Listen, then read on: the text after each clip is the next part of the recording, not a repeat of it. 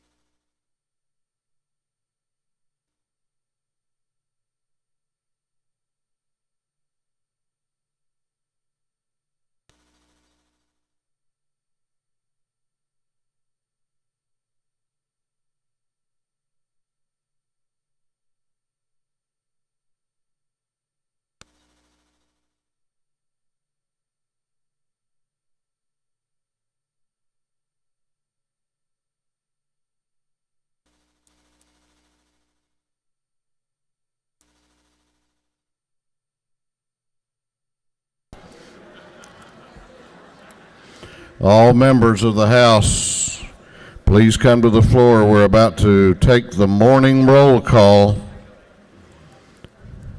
All members, we're going to have the call of the roll. All members present will please vote green to signify their presence in the chamber, and the clerk will unlock the machines.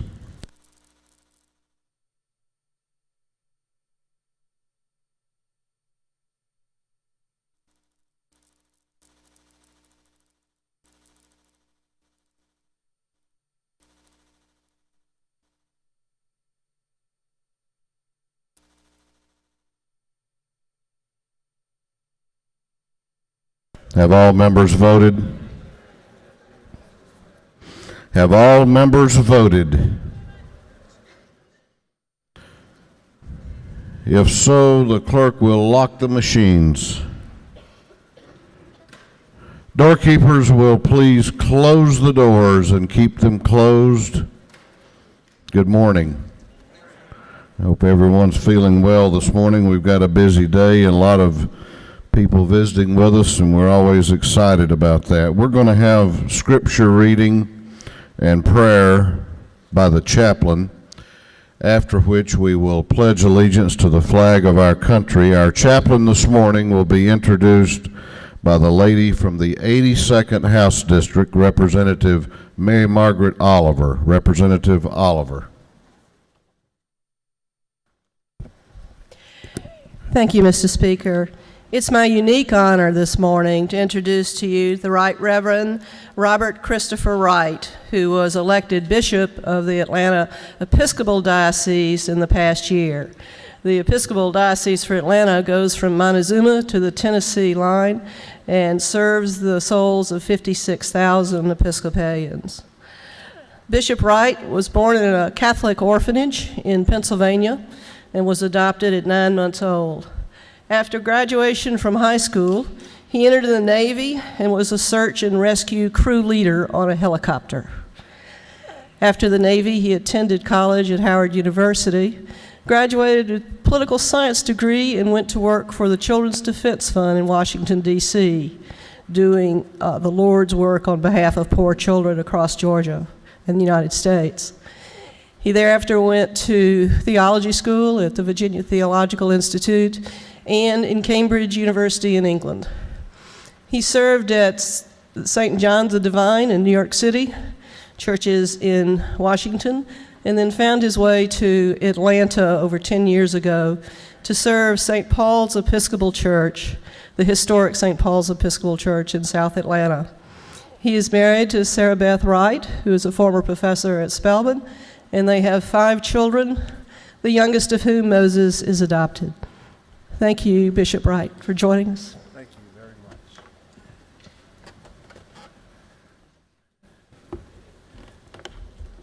much. Speaker Ralston, Representative Oliver, ladies and gentlemen, brothers and sisters, good morning. I greet you this morning in the name of God. And while we may know this God by many names, God is not divided. God is the same yesterday, today, and forever. God is one in love and justice and truth. I greet you in the name of the God who divided the day from the night and gifted each of us with this new morning.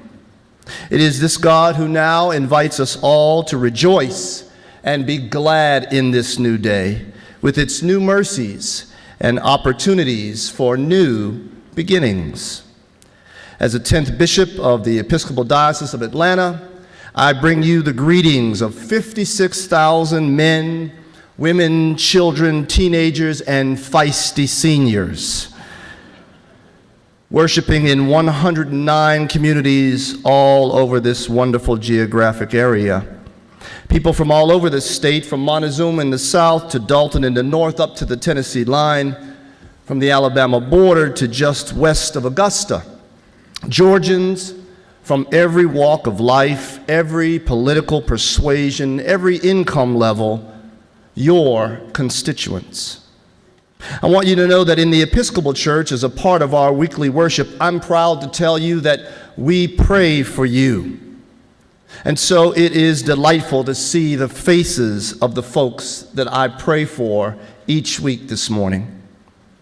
We pray for you because you have an awesome responsibility, because you hold the public trust and enlarge the common good. And so as you execute the work that God has called you to do, regardless of political stripe or jurisdiction, I would have you to be reminded that we are praying for you. We are praying that God would continue to preserve you and bless your leadership with wisdom, courage, and compassion. We pray that you will keep your focus in an ocean of meetings and details, that you will walk with the powerful but remember to keep the common touch, that you will hold on to your souls and your most generous selves in the face of the insidious temptation to care narrowly for your own constituencies. We're praying for you because, like so many of you, we know that God answers prayers. And we believe that God has and is giving you power to live, to lead, and to lift this state and this nation from strength to strength. I emphasize prayer this morning because it is in the quietness of prayer that we hear God whisper. We hear God whisper God's desires for us, for our families, for the people we serve, and for our world. That was just as true for Moses as it was for Muhammad and Jesus of Nazareth. James Oglethorpe heard God's whisper at our state's founding when he heard, "Non sibi sed aliis," which is not for self, but for others. Dr. King, one of our distinguished Georgians, heard God whisper at his kitchen table late one night after a long day of service when he heard, "Martin, stand up for justice, stand up for truth, and I will be with you even until the end." And we know that God is still whispering to God's people in that same small, still voice. I hear it when I pray, and I ask you, don't you as well? And when the whisper comes, at least in my experience, it's never been words of condemnation. It's always words of affirmation, always words that build up rather than tear down, always words of good stewardship of ourselves and of the weakest among us. The problem, though, with God is that what God whispers to us, God expects for us to shout from the rooftops. And as I listen to the quiet, I hear God whispering to us that we must not make an idol out of the Constitution. The framers of our republic were not infallible men, and they left much work unfinished. For example, an assembly as diverse as our gathering today was not provided for in an unamended Constitution. But the right to gather as we are today was won by prayer action, and compromise. The real task of democracy today is not to mummify the Constitution with our fears, but to revive its best hopes with our courage and compassion, and continue the labor of the founders responsibly in the here and now. So then, as America and Georgia aspire to continued greatness, greater safety for her citizens and greater safety for her children must be a priority for us, which means concretely, we must enact meaningful changes to our gun laws as a nation and as a state. It is hollow to respond to parents who have lost children to gun violence that their dead child is somehow just the price of keeping the Second Amendment intact. And it is unseemly to bury our law enforcement men and women knowing we did not give them every advantage and every protection over the criminals that they face regularly. On what reasonable grounds can we argue against background checks before the purchase of a weapon? To issue a weapon to someone without a modicum of scrutiny is not an exercise in liberty, it's an exercise in folly. I urge this body, lead the South again from this gold dome. Provide for the law-abiding gun owner and sportsman while at the same time making Georgia more safe for all of God's children. When God whispers to us, those whispers make us bold, not arrogant. Arrogance says, I can and I have, but God-inspired boldness speaks of what God can do and what we can accomplish when we partner with God's will. God-inspired boldness gives us the courage we need to confront and defeat the giants that we stand before. And it gives us the wisdom to recognize fear's greatest temptation, to justify cowardice and selfishness. But we have not been given a spirit of fear, as the Bible says, but of power and of love. But of power and of love. If Moses would have succumbed to his fears, he wouldn't have led Egypt's ancient revolution. If beautiful Esther would have become a prisoner of her fears, she wouldn't have saved a generation and then generations unborn. Scripture tells us that perfect love casts out fear. Only love is dense enough to displace fear. And that is my prayer for all of us today, all of us, that God would give us each enough love to sustain our struggle against fear, but towards righteousness. Brothers and sisters, as you walk the political landscape of our state, I beg you, on behalf of the men and women you serve, please inspire us with your boldness. Please inspire us by making provision for the ignorant, the indigent, and the immigrant of our state. Step over your fears and do what is right on behalf of the elderly, the poor, the orphan, the veteran, the prisoner, and for those who love differently than we do. The time is always right to do right, as one Georgian said. And this is what Jesus' message to us was and is. The Apostle Paul, at the close of his 12th chapter of his first letter to the church in Corinth, wrote these words, "Strive for the greater gifts, and I will show you a more excellent way." And that more excellent way is to always show forth God's praise, not only with our lips, but in our lives, not only on Sunday or Saturday, but every day. To give up ourselves for God's service and to walk and lead before God in holiness and righteousness all our days. I would ask if you would join me now in a word of prayer.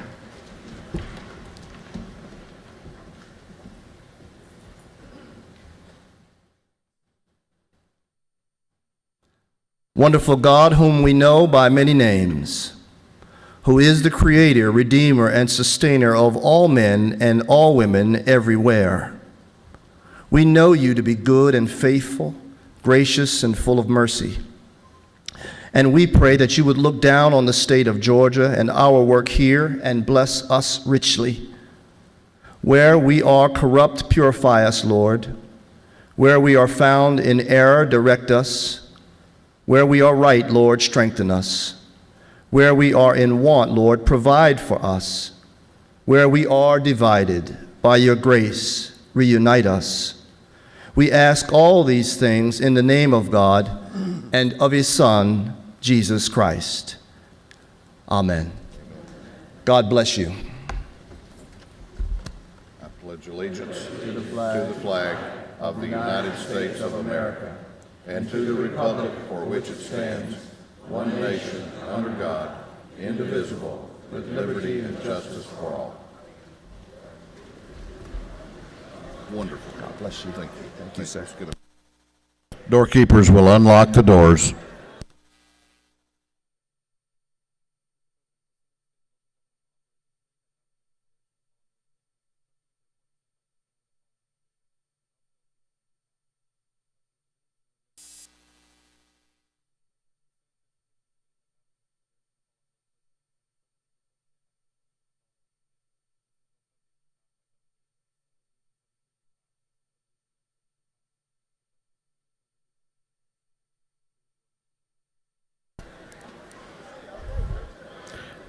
Chair recognizes the chairman of the Committee on Information and Audits, Chairman Sims.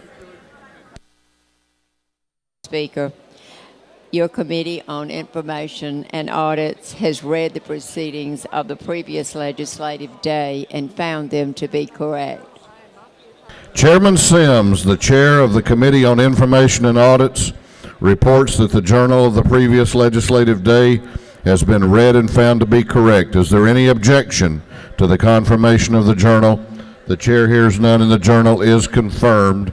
The clerk will read the resolution establishing the order of business for the day. Mr. O'Neill, the 146, moves that the following be established as the order of business during the first part of the period of unanimous consents. Introduction of bills and resolutions, first reading and reference of bills and resolutions, second reading of bills and resolutions, reports of standing committees, morning orders, rules, calendar, privilege resolutions, through the resolution establishing the order of business for this legislative day. Is there any objection to the adoption of the resolution establishing the order of business for the day? The chair hears none and the resolution is adopted. First reading of bills and resolutions, the clerk will read. House Bill 378 by Representative Kitchens, 161st, bill to be entitled Act relating to labor, industrial relations, military, emergency management, veterans affairs. Public safety and homeland security. House Bill 379 by Representative Scott, 76, bill to be entitled Act amending Title 44 relating to dispossessory procedure. Judiciary. House Bill 380 by Representative Riley, the 50th, bill to be entitled Act by Fulton County Board of Education. Intergovernmental coordination. House Bill 381 by Representative Hatchett, the 150th, bill to be entitled Act relating to the authority, the Department of Natural Resources. Natural Resources and Environment. House Bill 382 by Representative Powell, the 171st, bill to be entitled Act amending Title 51 relating to torts. Judiciary. House Bill 383 by Representative O'Neill, the 146th, bill entitled Act providing new charter, City of Warner Robins. Intergovernmental coordination. House Bill 384 by Representative Roberts, 155th, bill to be entitled Act relating to authority, local governing bodies, Department of Transportation, streets and roads. Transportation.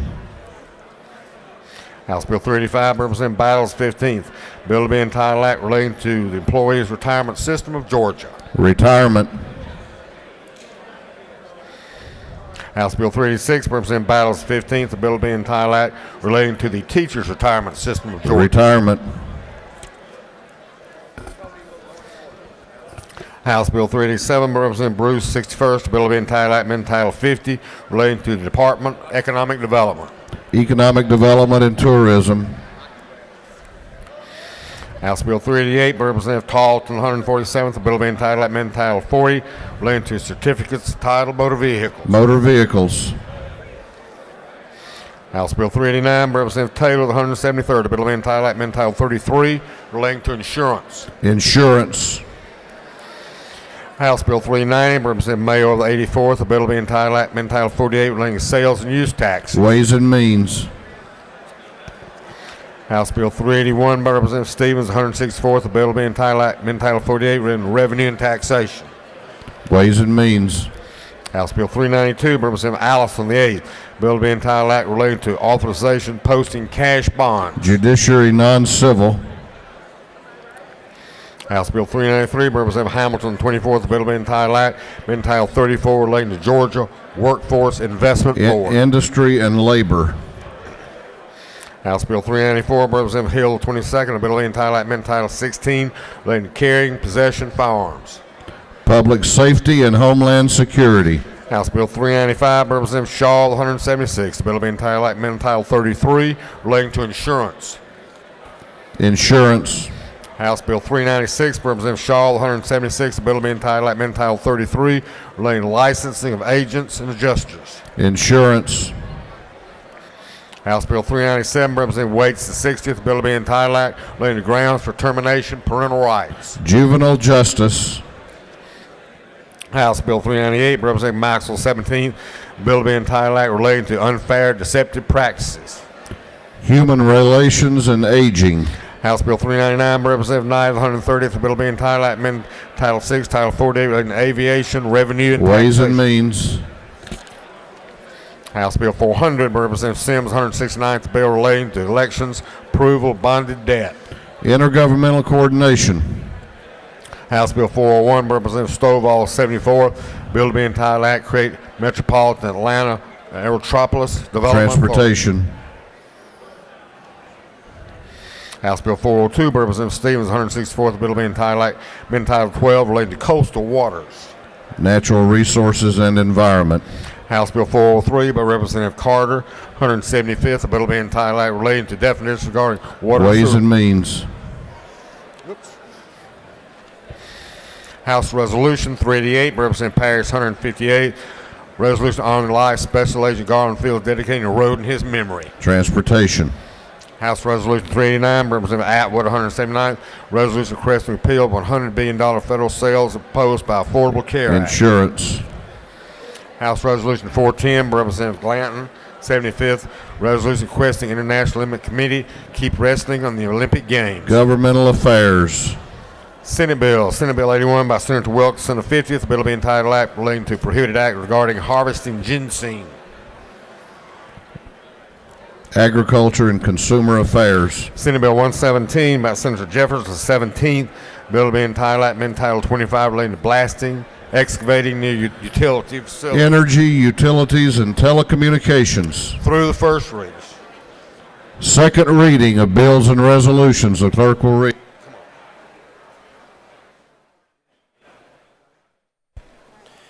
HB 354 by Representative Clark of the 101st, bill relating to education. HB 355 by Representative Fleming of the 121st, bill relating to the procedure for imposition of the death penalty. HB 356 by Representative Powell of the 32nd, bill relating to carrying and possession of firearms. HB 357 by Representative McCall of the 33rd, a bill relating to waste management. HB 358 by Representative Dukes of the 154th, a bill relating to motor vehicle accident reparations. HB 359 by Representative Nemmer of the 178th, a bill relating to disposition of unclaimed property. HB 360 by Representative Williams of the 168th, a bill relating to imposition rate and computation of taxes and taxation exemptions. HB 361 by Representative Lindsay of the 54th, a bill relating to membership of labor organizations. HB 362 by Representative Lindsay of the 54th, a bill relating to bonds for public work contracts, competitive award requirements, general authority, duties, and procedure relative to state purchasing. HB 363 by Representative Cooper of the 43rd, a bill relating to professions and businesses. HB 364 by Representative Strickland of the 111th, bill to authorize the governing authority of the city of McDonough to levy an excise tax. HB 365 by Representative Hitchens of the 161st, a bill relating to the use of safety belts in passenger vehicles, HB 366, by Representative Hitchens of the 161st. A bill relating to the employment and training of peace officers, HB 367, by Representative Sharper of the 177th. A bill relating to restrictions on outdoor advertising, HB 368, by Representative Kelly of the 16th. A bill relating to records exempt from public disclosure, HB 369, by Representative Fleming of the 121st. A bill relating to jurisdiction of juvenile court and in whom parental power lies and how such power is lost, HB 370, by Representative Braddock of the 19th. A bill relating to imposition rate, computation, and exemptions from state income taxes, HB 371, by Representative Harbin of the 122nd. A bill relating to motor fuel tax, HB 372, by Representative Coomer of the 14th. A bill relating to education, HB 373, by Representative Rogers of the 29th. A bill relating to commerce and trade, HB 374, by Representative Williamson of the 115th. A bill relating to revenue and taxation, HB 375, by Representative Williamson of the 115th. A bill relating to insurance,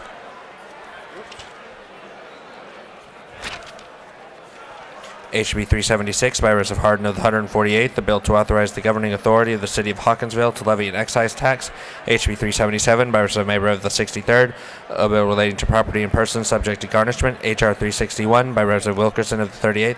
Resolution creating the House Local School Board Study Committee. Senate Bill 87, by Senator Again of the 47th.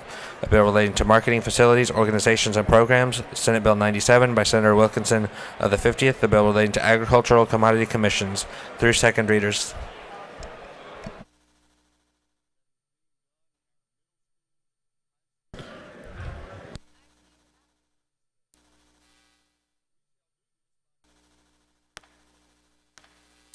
All right, we're about to get on in just a moment to recognizing some distinguished guests. We're going to do reports of standing committees, but I want members of the House to begin coming to their seats.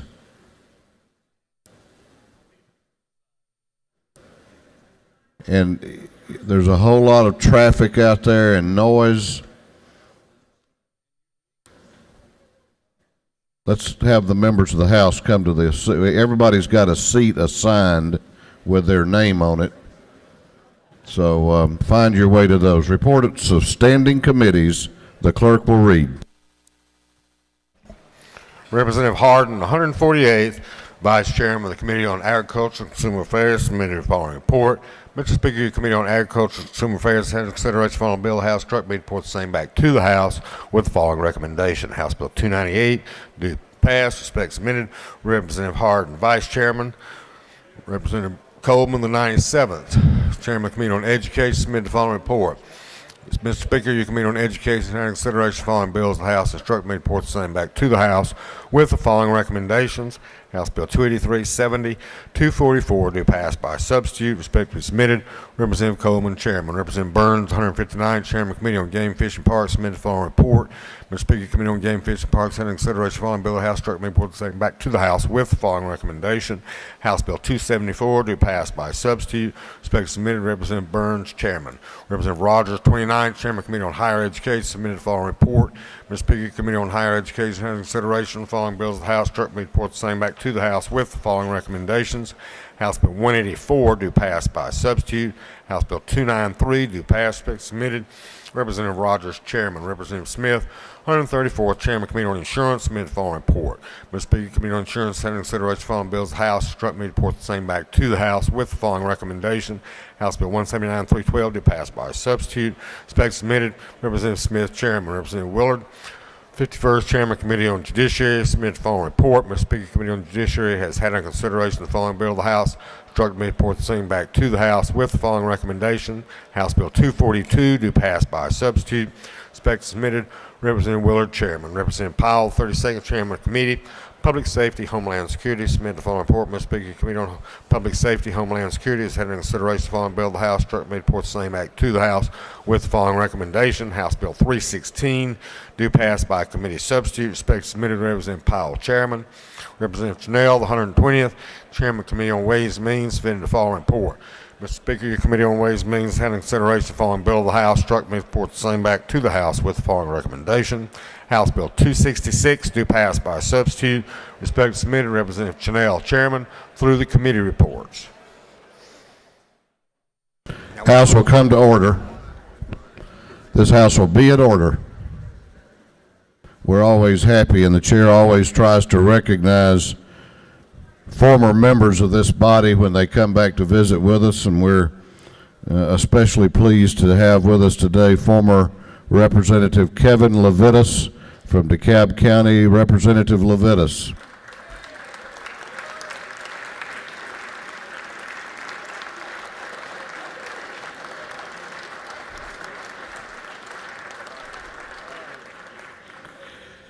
We are also honored to have with us today, and I'm going to ask you to take your seats. Apparently, up in Washington, they took off longer than we did for President's Day. We had a member of Congress with us yesterday, and we have one with us today, and today they're all special, but it's always special when you have your own congressman here. And so we have the congressman with us today from the 9th Congressional District, a former member of this body. I served with him on the Judiciary Non-Civil Committee downstairs for a number of years, worked with him in other capacities. Most importantly and most special to me, he's my friend, and I am very honored that he represents me and the congressional district that I live in Washington. And this is the first time he's been back with us since he was elected. So let's give a big welcome to the former member of this body, Congressman Doug Collins.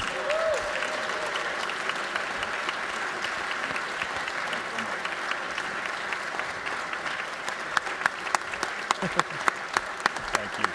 I appreciate it. Thank you. Thank you. It is good to be back here because I remember the last time I was here. You never know what the future holds. And so as I spoke to you then, I spoke to you as colleagues and friends. I stand before you today, still in my heart as a colleague and a friend. Now, I understand, though, that, Mr. Speaker, you did have a special reason for bringing me down here today. It is my understanding that out of the wonderful 9th that we have a freshman who is a bill on the floor today. Is that Representative Tanner, I believe? Because he's from the 9th. Because from the 9th, and there's that special privilege that we get to ask questions, so I'm going to stick around. He doesn't know that yet, but I have my questions prepared for him on that. No, I just wanted to come say hello. Y'all got a lot to do. You do it well. I never, when I would hear congressmen come, and as I was sitting in my seat, as I've heard this before, they would talk about Washington. They'd talk about what it meant to work with folks that you have friends with and doing something. And what you do here, you actually get stuff done, and we're working very hard to do that. Somebody asked me, they said, well, what's it like in Washington? And I go back to my old favorite line from The Wizard of Oz is you look around and say, I don't think we're in Kansas anymore, Toto. Coming out of Georgia, where you have a governor who leads by example, a governor who has helped lead economic growth, where you have a speaker who works with this body and a Senate that works for the best of Georgia to get things done and to put us in a great position. It is an honor to represent you in Washington, and it's a great honor to be here today.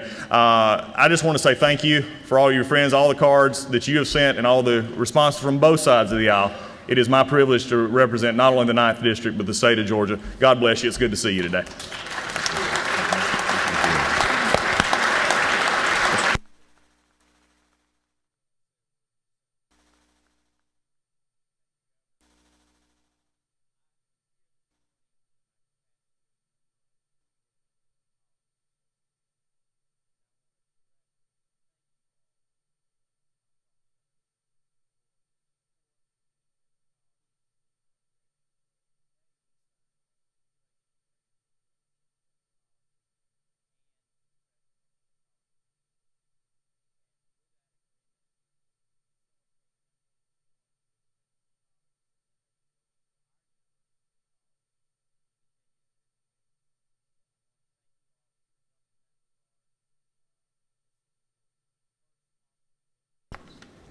All right, we're about to go on to morning orders.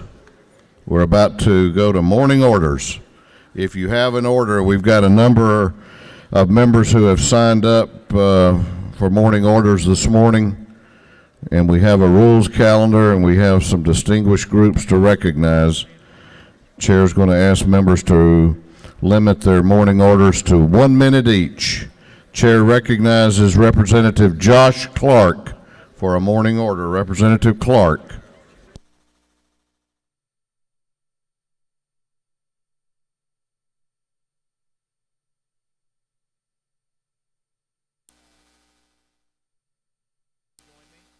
Thank you. Good morning. It's a privilege to stand before you once again and recognize Riverside. They have come back, Riverside Elementary from Suwanee, who Chairman Brooks and Representative Brockway and I have a privilege of representing. We have with us this morning Mrs. Claire Mann, as well as a couple of other teachers representing 100 students from the 3rd grade class. If you'd please rise, we'd like to recognize you. Riverside Elementary. All right. Yeah. Wow, what a group. Also a Georgia School of Excellence, Platinum, Gold over the last several years. Congratulations and thank you for all you do for our community. Glad to have you at your capital today. Chair recognizes Representative Fleming for a morning order. Representative Barry Fleming. Thank you, Mr. Speaker and members of the House. It is my sincere pleasure this morning to introduce some guests from Augusta, Georgia area that are visiting with us today. First of all, it's my son Zach's 5th grade class, and Zach and my wife are sitting right in the back. Y'all stand up back there, right in the corner. That's my better half and her, my son. And then, if you would also join me, up in the balcony today is the Augusta Christian Schools 5th grade class and several of their parents and teachers, Mr. Wells, Miss Norris. If y'all would stand up and please welcome them to the Capitol today. Thank you, Mr. Speaker. Chair recognizes for a morning order Representatives Terry Rogers and Dan Gassaway for a morning order.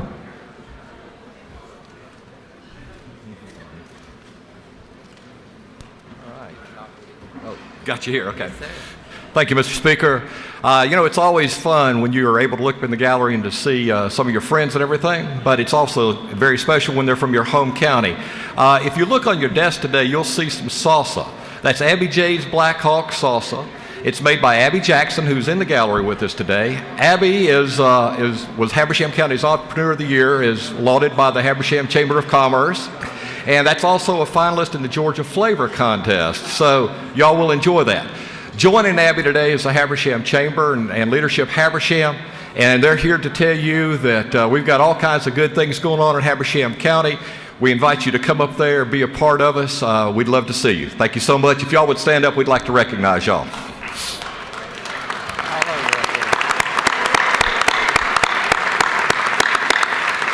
Thank you, Mr. Speaker.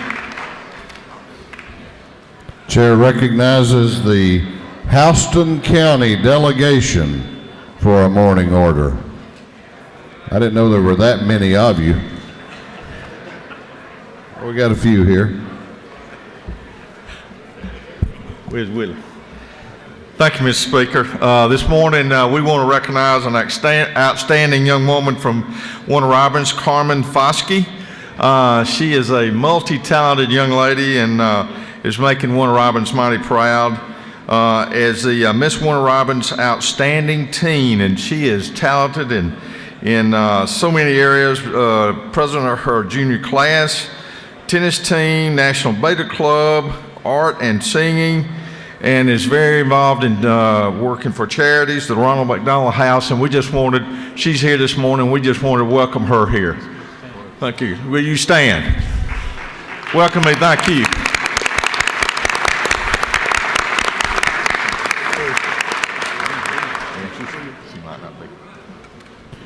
Chair recognizes Representative Hughley for a morning order. Representative Hughley.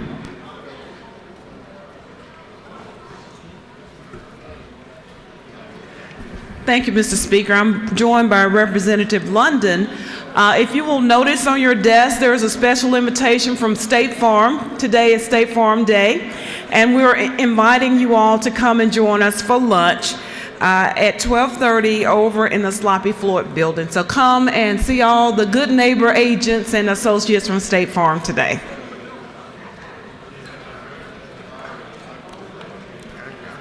Chair recognizes Representative Gravely, Chairman Maxwell, Representative Braddock, and Representative Alexander for a morning order.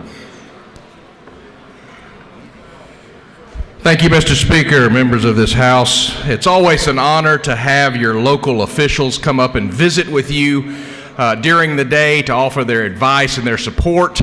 And we in the Paulding County delegation are blessed today to have our Paulding County Commission Chairman, David Alston, our Hiram Mayor, Doris Devey, and our Police Chief in Hiram, Mr. Gary Yandura. Please give them a warm welcome.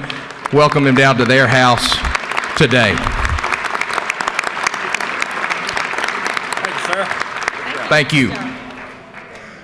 Chair recognizes Representative Drenner for a morning order. Representative Drenner.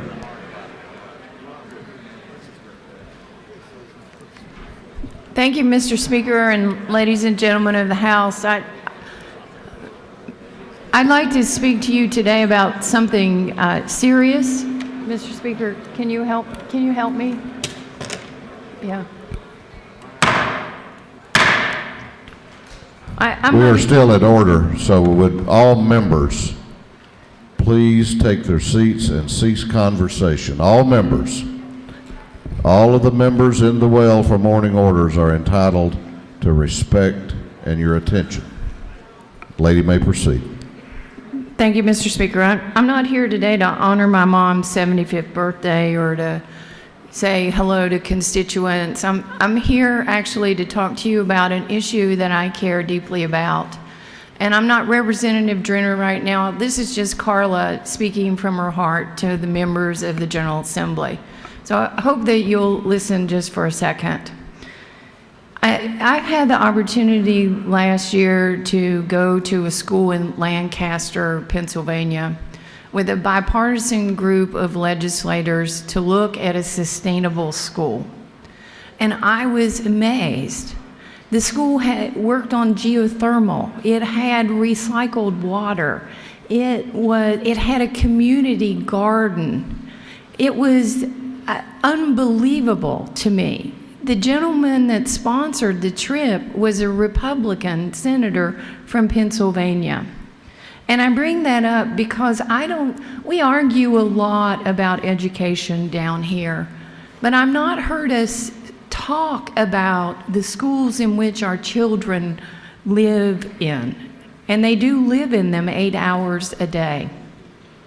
I would like to offer to everybody here in the General Assembly today an opportunity to come together and see past our R's and our D's after our names and work on something called a Sustainable School Caucus.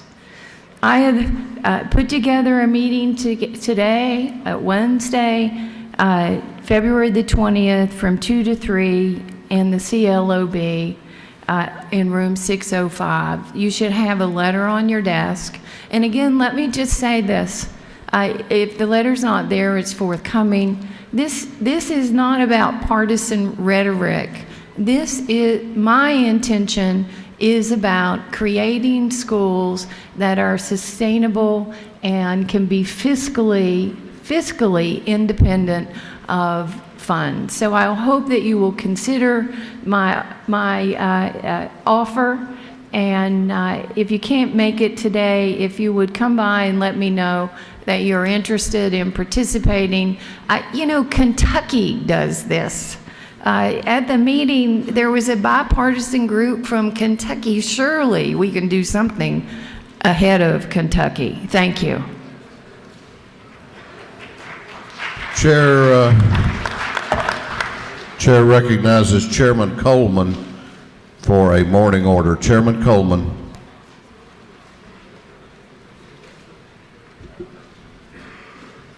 Thank you, Mr. Speaker. Ladies and gentlemen, we're so fortunate today having the gallery with us today, a group that I think you want to recognize. You remember House Bill 186, the bridge bill. We were talking about allowing children to pursue their interest, the vocational technical career path. Well, today from Peach County, we're so happy to have down here on the second floor. Be sure you go there and see them today, but we have a group of career technical and agricultural students. They're high school students, and they're going to demonstrate their automotive skills today. They're going to disassemble and then reassemble a car engine. They do it within 30 minutes, but let me tell you, they did it at 9 o'clock. They took it apart in 7 minutes. They put it back together in 12 minutes. Go down and see them. The demonstration will be conducted again at 12 o'clock and at 2 o'clock. This demonstrates for all of us how much the CTE-AE program works and reinforces the goals of where we want them to go right in the House with House Bill 186. So I'm going to ask them to stand up, get up, and these young people, 10th, 11th, and 12th graders from Peach County, let's welcome them. Stand up and give them, hold your hands up there, guys, where they can see you. Look at them, what a team.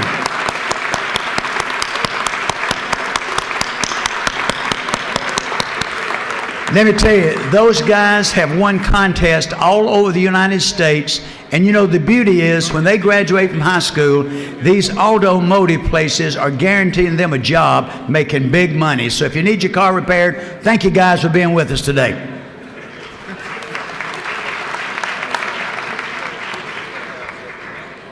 Chair recognizes Chairman Alan Powell, for a morning order.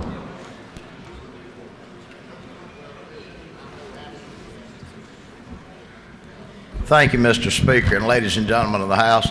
Today's a very special day that we're recognizing this as Emergency Medical Services Recognition Day. I'm not going to read the resolution, but when you're out walking around in the halls, when you see your EMS folks out there, give them a hug, because those are the folks that might pick you up and save your life when you have a heart attack when you find out what you voted on in here.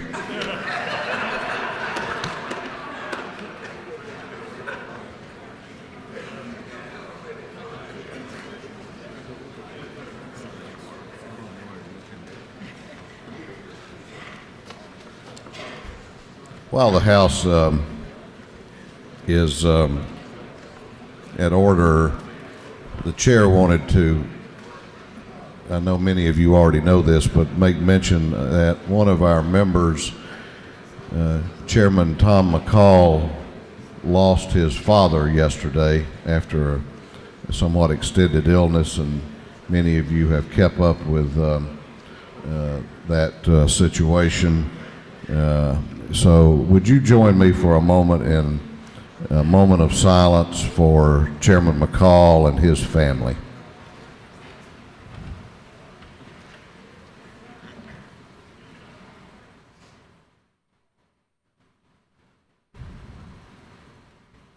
Thank you very much.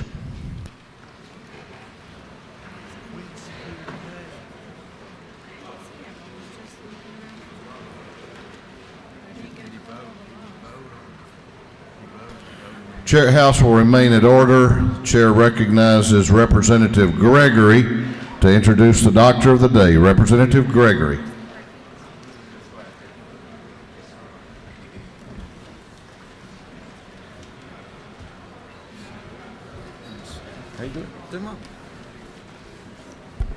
Thank you. I have the pleasure of introducing Dr. Sam Gilbert. Dr. Sam Gilbert received his undergraduate degree from the University of Southern California and earned his medical degree from the University of Health Sciences, the Chicago Medical School. He completed his family practice residency program at Swedish Covenant Hospital in Chicago, Illinois. Dr. Gilbert joined Kennesaw Family Physicians in August 1996 and serves on the staff of Wellstar Kennesaw Hospital. Dr. Gilbert maintains multiple memberships in local and state medical societies. Dr. Gilbert resides in Kennesaw with his spouse and 3 children.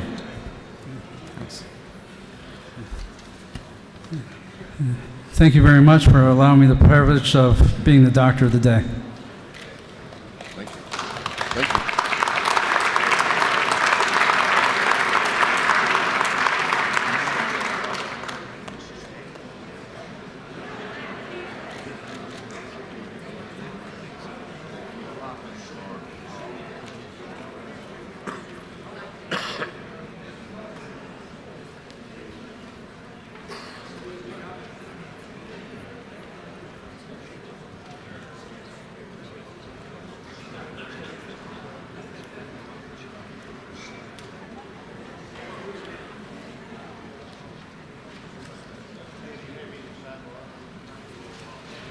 Chair recognizes Chairman Dixon for an invite resolution. Chairman Dixon.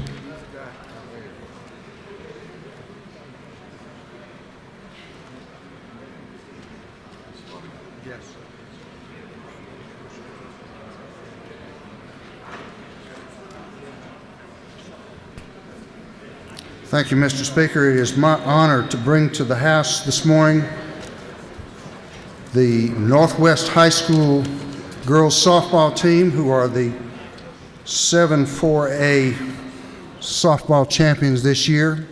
It's a special honor for me because I've sat here for 8 years watching state champs be introduced, and I'm finally getting my chance. So I'm real proud of these young people. We have with us Coach Jason Brooker and Coach Brad Dunn, and 3 of the senior players who have compiled a record over their 4 years of 105 wins. And we are very proud of them. And up in the balcony, if they would stand, we have the balance of the girls' team. If you would give them a welcome.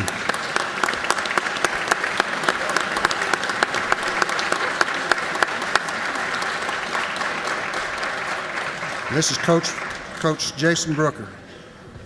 Thank you. It's a great opportunity to be here today. I'd like to thank Mr. Dixon for inviting us down here. I'd like to thank all the players and assistant coaches. We've had a great time. Thank you. Good job, Coach. Thank you. We're going to get a picture here. We'll get a group picture.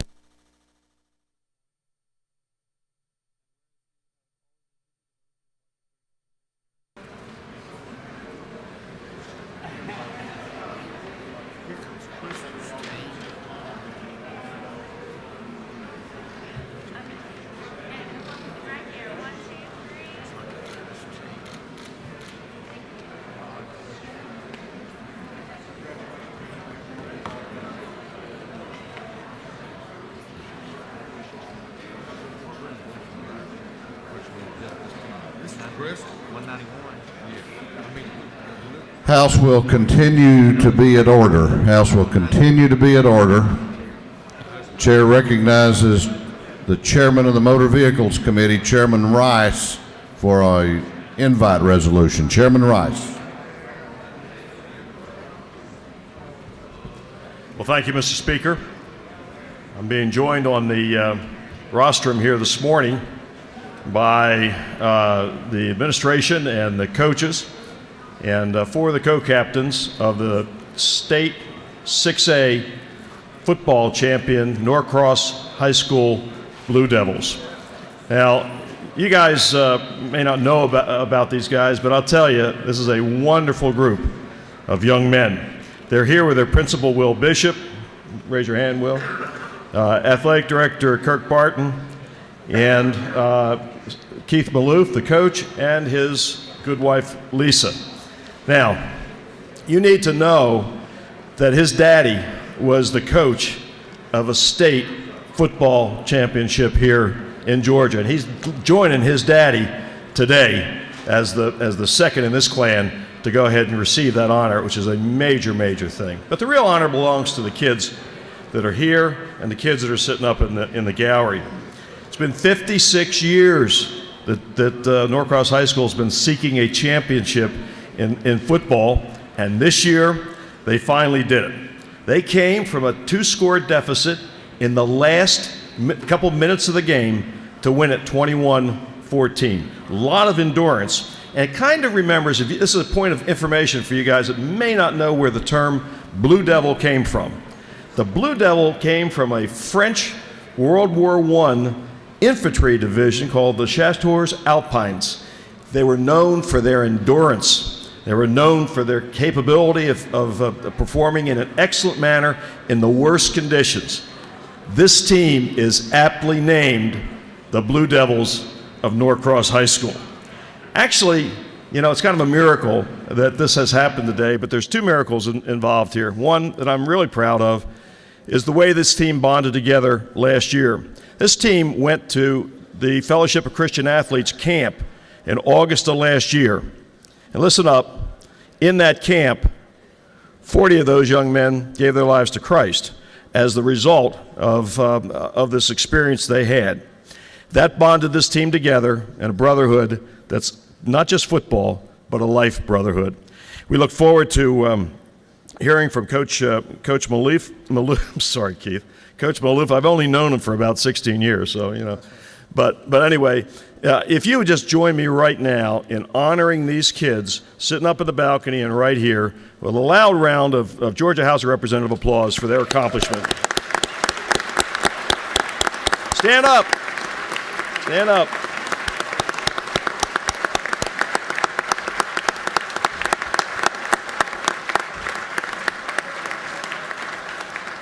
Coach Maloof, why don't you introduce your captains, tell us where they're going to go to school, and say a few words, and there's the resolution honoring this team. Go ahead.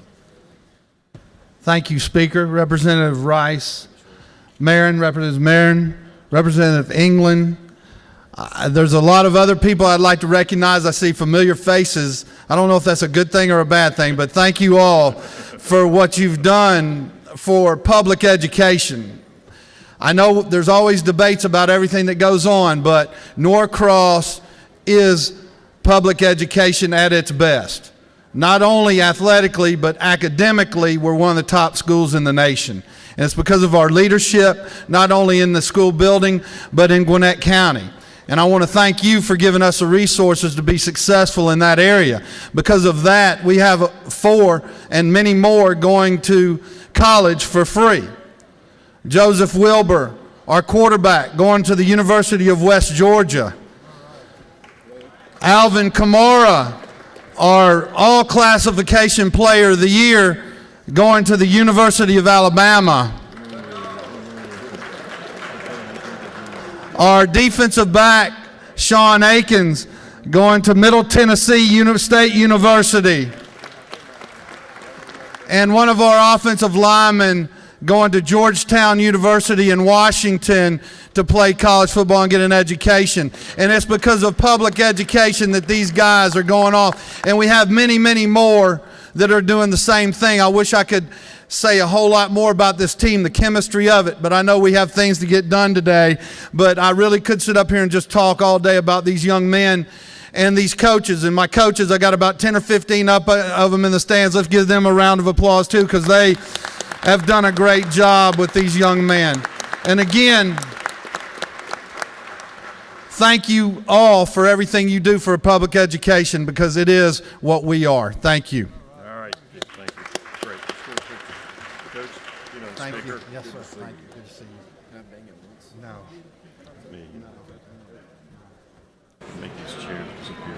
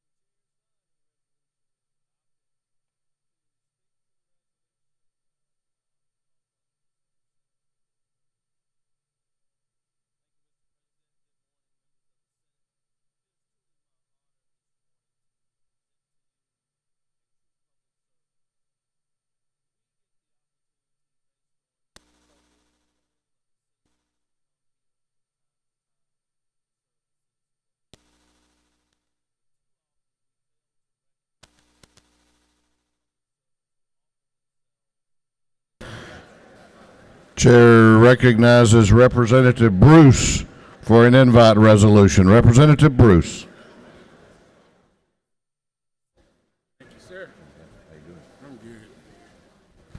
Good morning, everyone.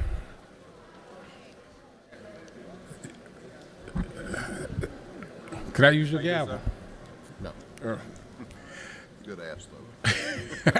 I want to take this opportunity to welcome 5 individuals who have spent the last 60 years photographing the history of Atlanta, of Georgia, and of the country. And on display downstairs in room 216 is their work.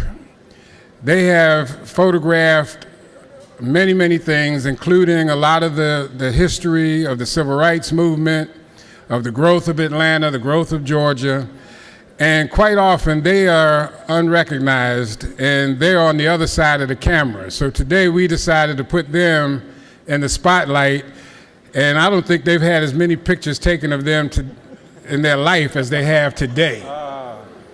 And everybody has been very kind, and I would like the clerk to read the resolution honoring these individuals for the wonderful work that they've done.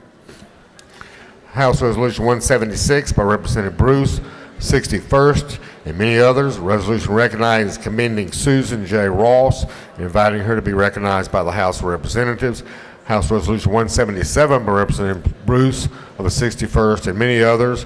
A resolution recognizing and commending Clyde Bradley on his outstanding accomplishments, inviting him to be recognized by the House of Representatives. House Resolution 178 by Representative Bruce, 61st, and others, recognizing and commending Arthur Bud Smith on his outstanding accomplishments, inviting him to be recognized by the House of Representatives. House Resolution 179 by Representative Bruce, 61st, recognizing and commending Horace Henry, inviting him to be recognized by the House of Representatives. And House Resolution 180 by Representative Bruce, 61st, and many others, a resolution recognizing and commending Jim Alexander and inviting him to be recognized by the House of Representatives. These resolutions commend these fine individuals for their artistic, photographic work and invite them to be recognized by this House at a date and upon a time to be designated by the Speaker. Thank you again for helping me to honor them. Sue's brother is in the balcony, Michael Ross. Would you mind standing, Mike, so we can say hello to you too? And at this point, on behalf of all of the photographers, Sue is just going to say a few words.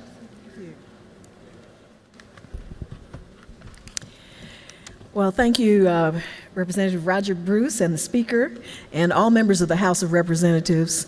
On behalf of the 5 photographers being honored today, we are very grateful for this honor. We are not used to being on this side of the camera, and we really have not had this many pictures taken of us. We have been privileged to be eyewitnesses to history, to be able to chronicle the comings and goings of our community, our culture, our politics, our families. And we are very grateful that our contributions to Georgia history are being recognized today. Thank you. Thank you. Thank you.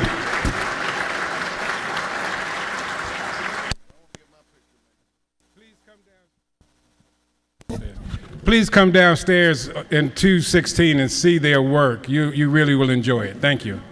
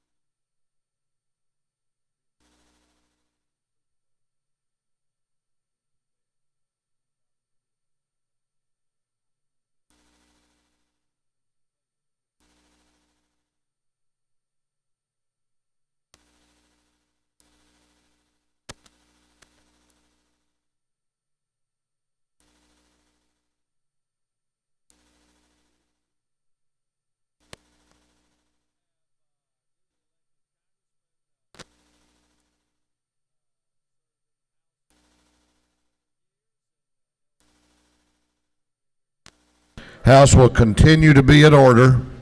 House will continue to be at order. Chair recognizes for an invite resolution Representative Mac Jackson. Representative Jackson.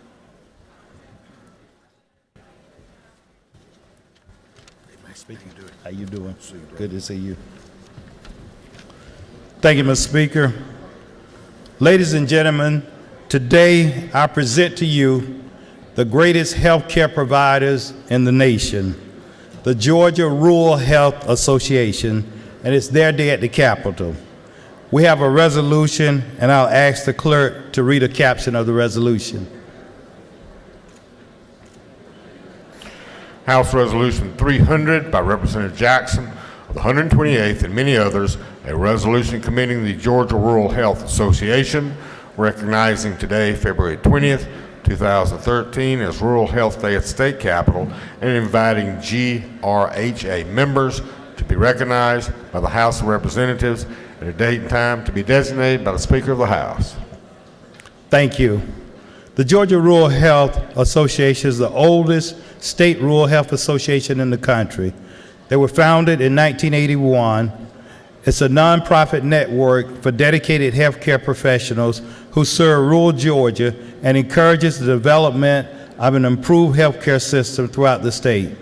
Georgia has 109 rural counties with a population of 35,000 or less, with a continuing decline in the availability and quality of healthcare providers, specialists, nurses, and professional services. GRHA works every day to improve health care for our citizens in rural Georgia. Please join me in recognizing and commending them on Rural Health Day at the Capitol.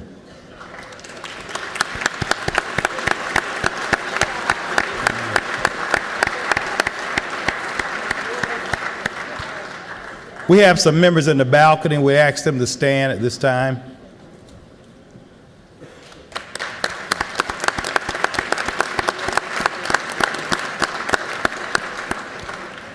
We have with us Matt Caseman, Denise Corrigan, Dr. Ann Addison, and Sally Barker, and we'll ask Matt to say a few words. Well, thank you, Representative Jackson, and thank you, Mr. Speaker, for having us here today. We appreciate everything you've done for rural health, and especially passing the provider fee that was very important to rural Georgia. As Representative Jackson said, Georgia has 109 rural counties. That's defined by a population of 35,000 or less, and they have unique health care needs, and we appreciate everything you can do for them. Thank you very much for having us. Thank you. Thank you, Mr. Speaker.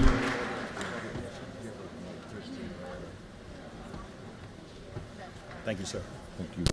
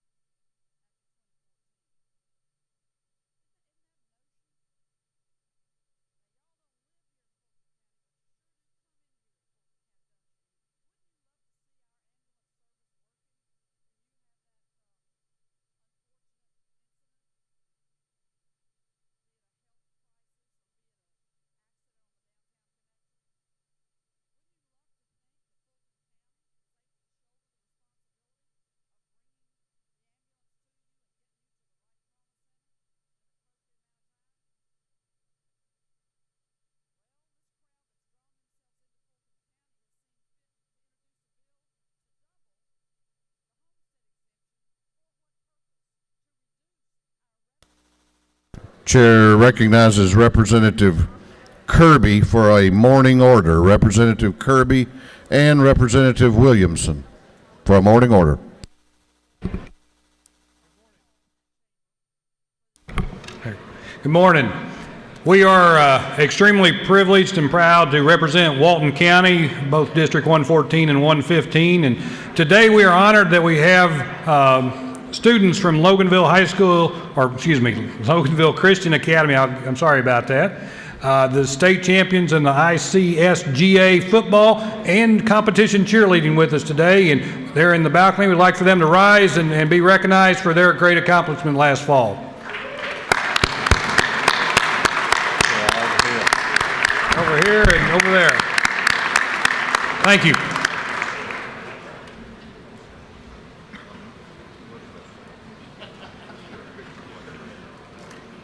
Chair recognizes Representative Black for a morning order. Representative Ellis Black. And he's going to be joined by Representative Sam Watson, Representative Chuck Williams. That looks like it's going to be Representative Watson doing leadoff. Thank you, Mr. Speaker, ladies and gentlemen of the House. It's my honor today to announce that today is the first ever Alpha Gamma Rho Fraternity Day at the Capitol. We've got several members from Alpha Gamma Rho Fraternity, from the Tifton chapter and the University of Georgia chapter, from Alpha Eta. If y'all all please stand. We have a total of 8 members in the General Assembly that are brothers of Alpha Gamma Rho. So if y'all will, take a moment and thank them. Thank you, Mr. Speaker. I'm glad to add that one of our members has already been recognized, and that's Tom McCall, and loss of his father. Thank you.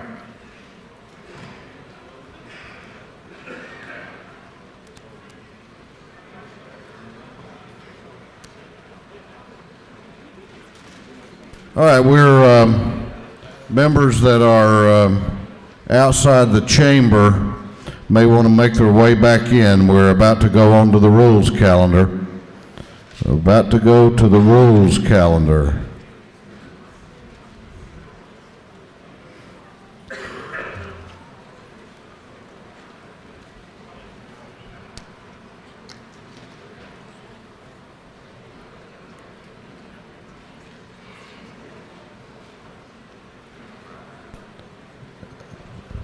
Particularly members that have bills on the rules calendar need to be on the floor.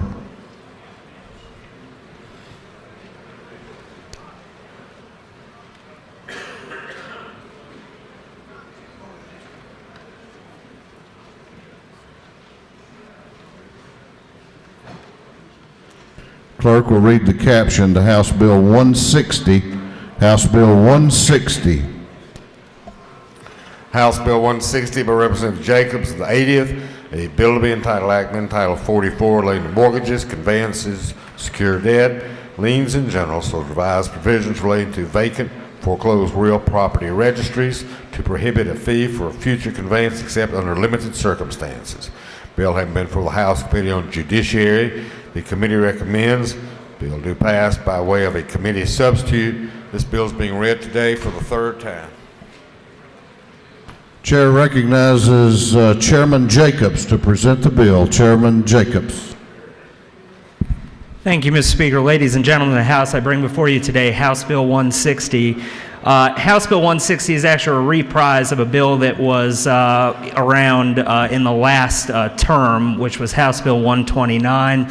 It prohibits the recording of a monetary fee that runs with the land and has to be paid to the recording party every time the property is transferred. So this is actually which infringes upon the free transfer of real property.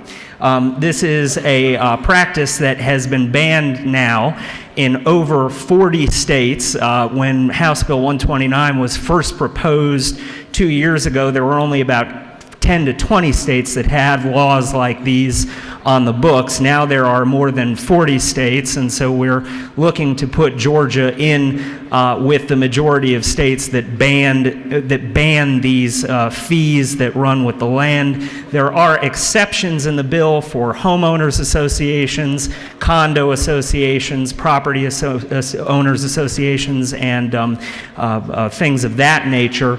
That is Section 3 of the bill. Section 2 of the bill. Section 1 of the bill is just some cleanup to the to the vacant and foreclosed property registry bill that we had last session, a couple of technical items that needed to be cleaned up after being brought to my attention now that that bill is law. So with that, Mr. Speaker, if there are no questions, I will yield the well and ask the House's favorable consideration You have of a House Bill question. 160. Thank you. Oh, You I'll have take a question if you care to yield. I will take them. Chair recognizes Chairman Earhart to your right for a question. Chairman Jacobs, you and I have had a brief discussion on this. I completely agree with the underlying bill. It's good policy. This should run with the registration.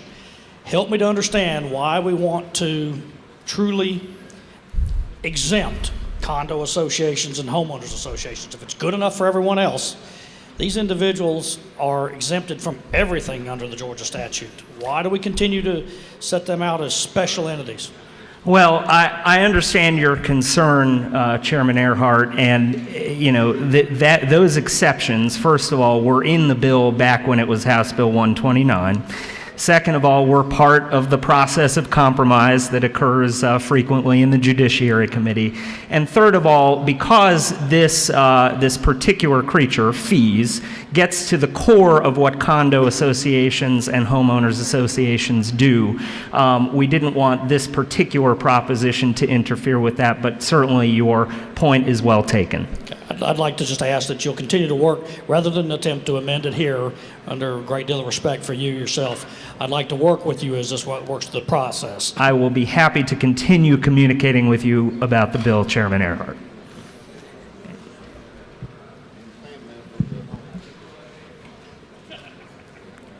You have no further questions. Thank you, Mr. Speaker. I ask the House's favorable consideration of House Bill 160, and I yield the well.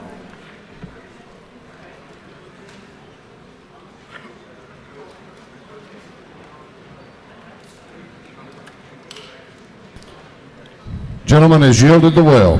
Is there any objection to the previous question being ordered? The chair hears none. The previous question is ordered. Is there any objection to adopting the committee substitute? The chair hears none. The committee substitute is adopted. Is there any objection to agreeing to the report of the committee, which was favorable to the passage of the bill? The chair hears none. The report of the committee is agreed to. Shall this bill now pass? All those in favor of the passage of House Bill 160 will vote yes. All those opposed will vote no, and the clerk will unlock the machines.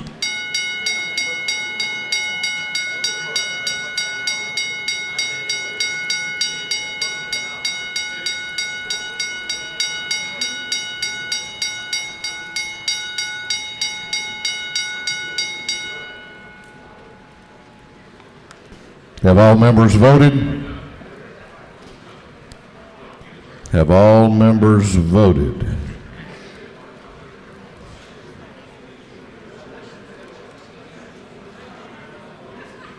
If so, the clerk will lock the machines on the passage of House Bill 160. The ayes are 158, the nays are 2. This bill, having received the requisite constitutional majority, is therefore passed. Clerk will read the caption to House Bill 208. House Bill 208. House Bill 208, by Representative Watson, 166. Bill to be entitled Act Title 31 relating to regulation of hospitals, related institutions, so as to require nursing homes to annually offer influenza vaccinations to its health care workers and other employees. Bill having been before the House Committee on Health and Human Services, the committee recommends the bill to pass by way of a committee substitute. This bill is being read for the third time. Chair recognizes Representative Ben Watson to present the bill. Representative Watson. Thank you, Mr. Speaker. I'm here to present House Bill 208. This is a bill that is modeled after the hospital bill about 4 years ago, which was terribly successful in our hospitals. The nursing homes have actually asked for this bill. The upfront fee will obviously be paid to them. They will pay that vaccine cost, but they obviously will make it up on the back end by having less employees absent. So they're very anxious to get this done. The employees obviously can decline the flu vaccine if they should so desire, whether that's for religious reasons or they're allergic to eggs or so forth. That would certainly be appropriate. It's good for the employees, but more importantly, it's good for the patients in the nursing home.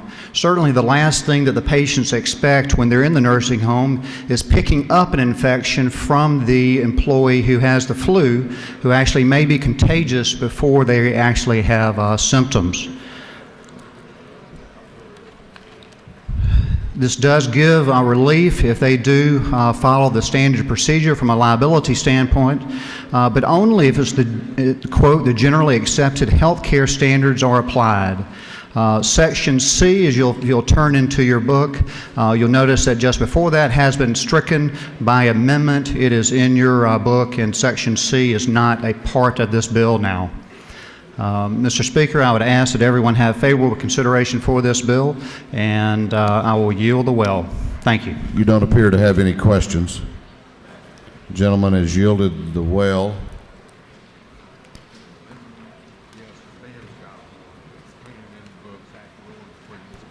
Is there any objection to the previous question being ordered on House Bill 208? The chair hears none. The previous question is ordered. There is an amendment.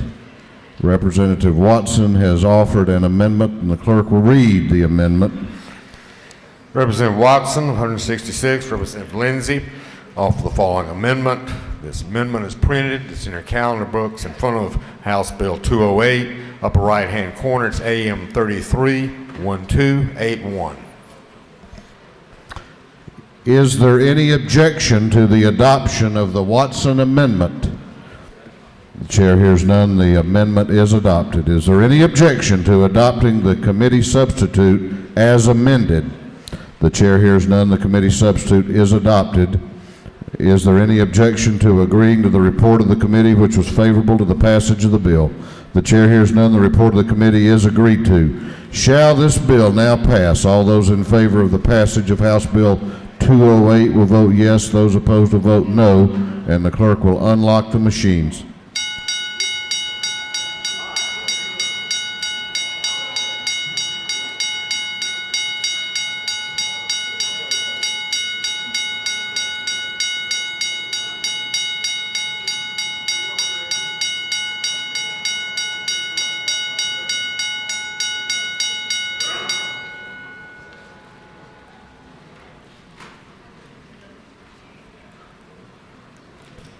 Have all members voted? Have all members voted?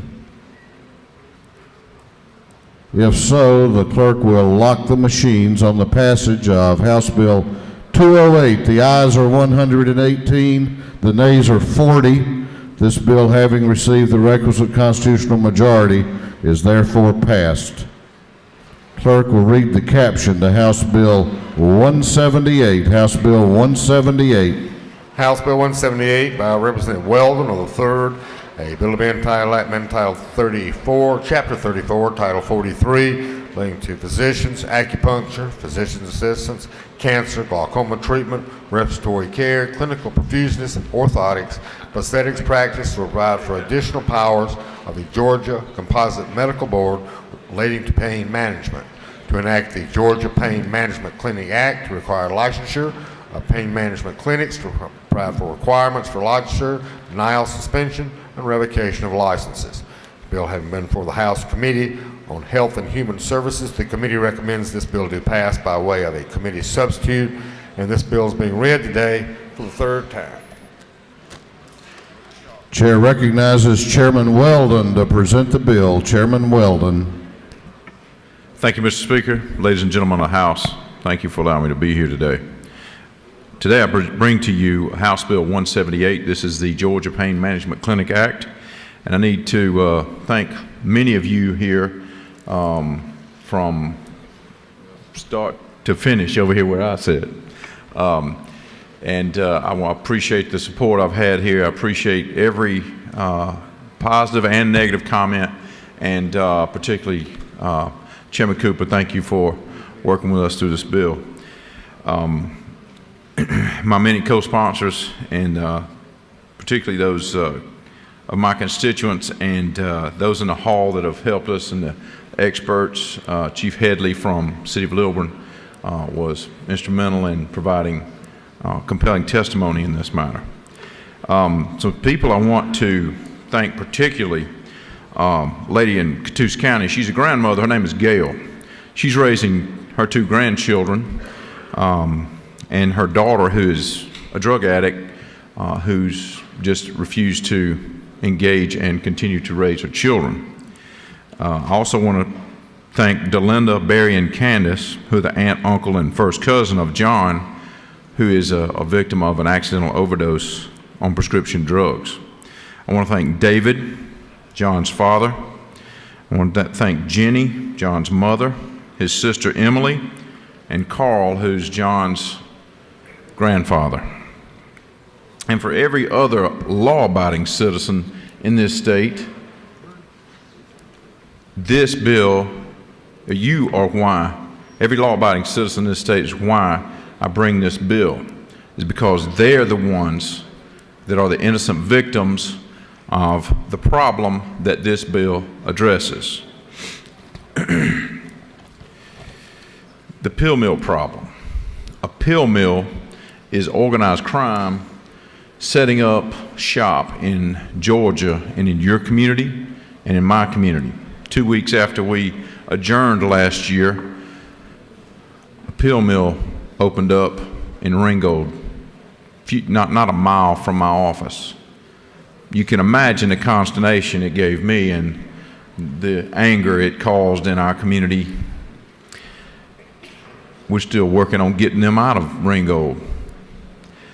Now, what they're doing is setting up shop, and they're putting a doctor in there, usually a doctor who's not trained in pain management, but that's not always the case. But it's what they do in a pill mill is they advertise only in certain circles where they know they have drug dealers and addicts, where they go to websites and they find out how to get these drugs, and they're usually hydrocodone.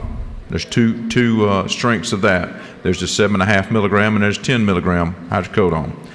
There's oxycodone, there's Soma, which is a muscle relaxant, and there's Xanax, which is a benzodiazepine, which is a psychotropic drug. It kind of mellows people out. At least that's what they tell me. But the hydrocodone is a very addictive narcotic. The oxycodone is what's called a Schedule II narcotic, and that's one of the most dangerous drugs, or it's in the schedule of most dangerous drugs as Schedule II.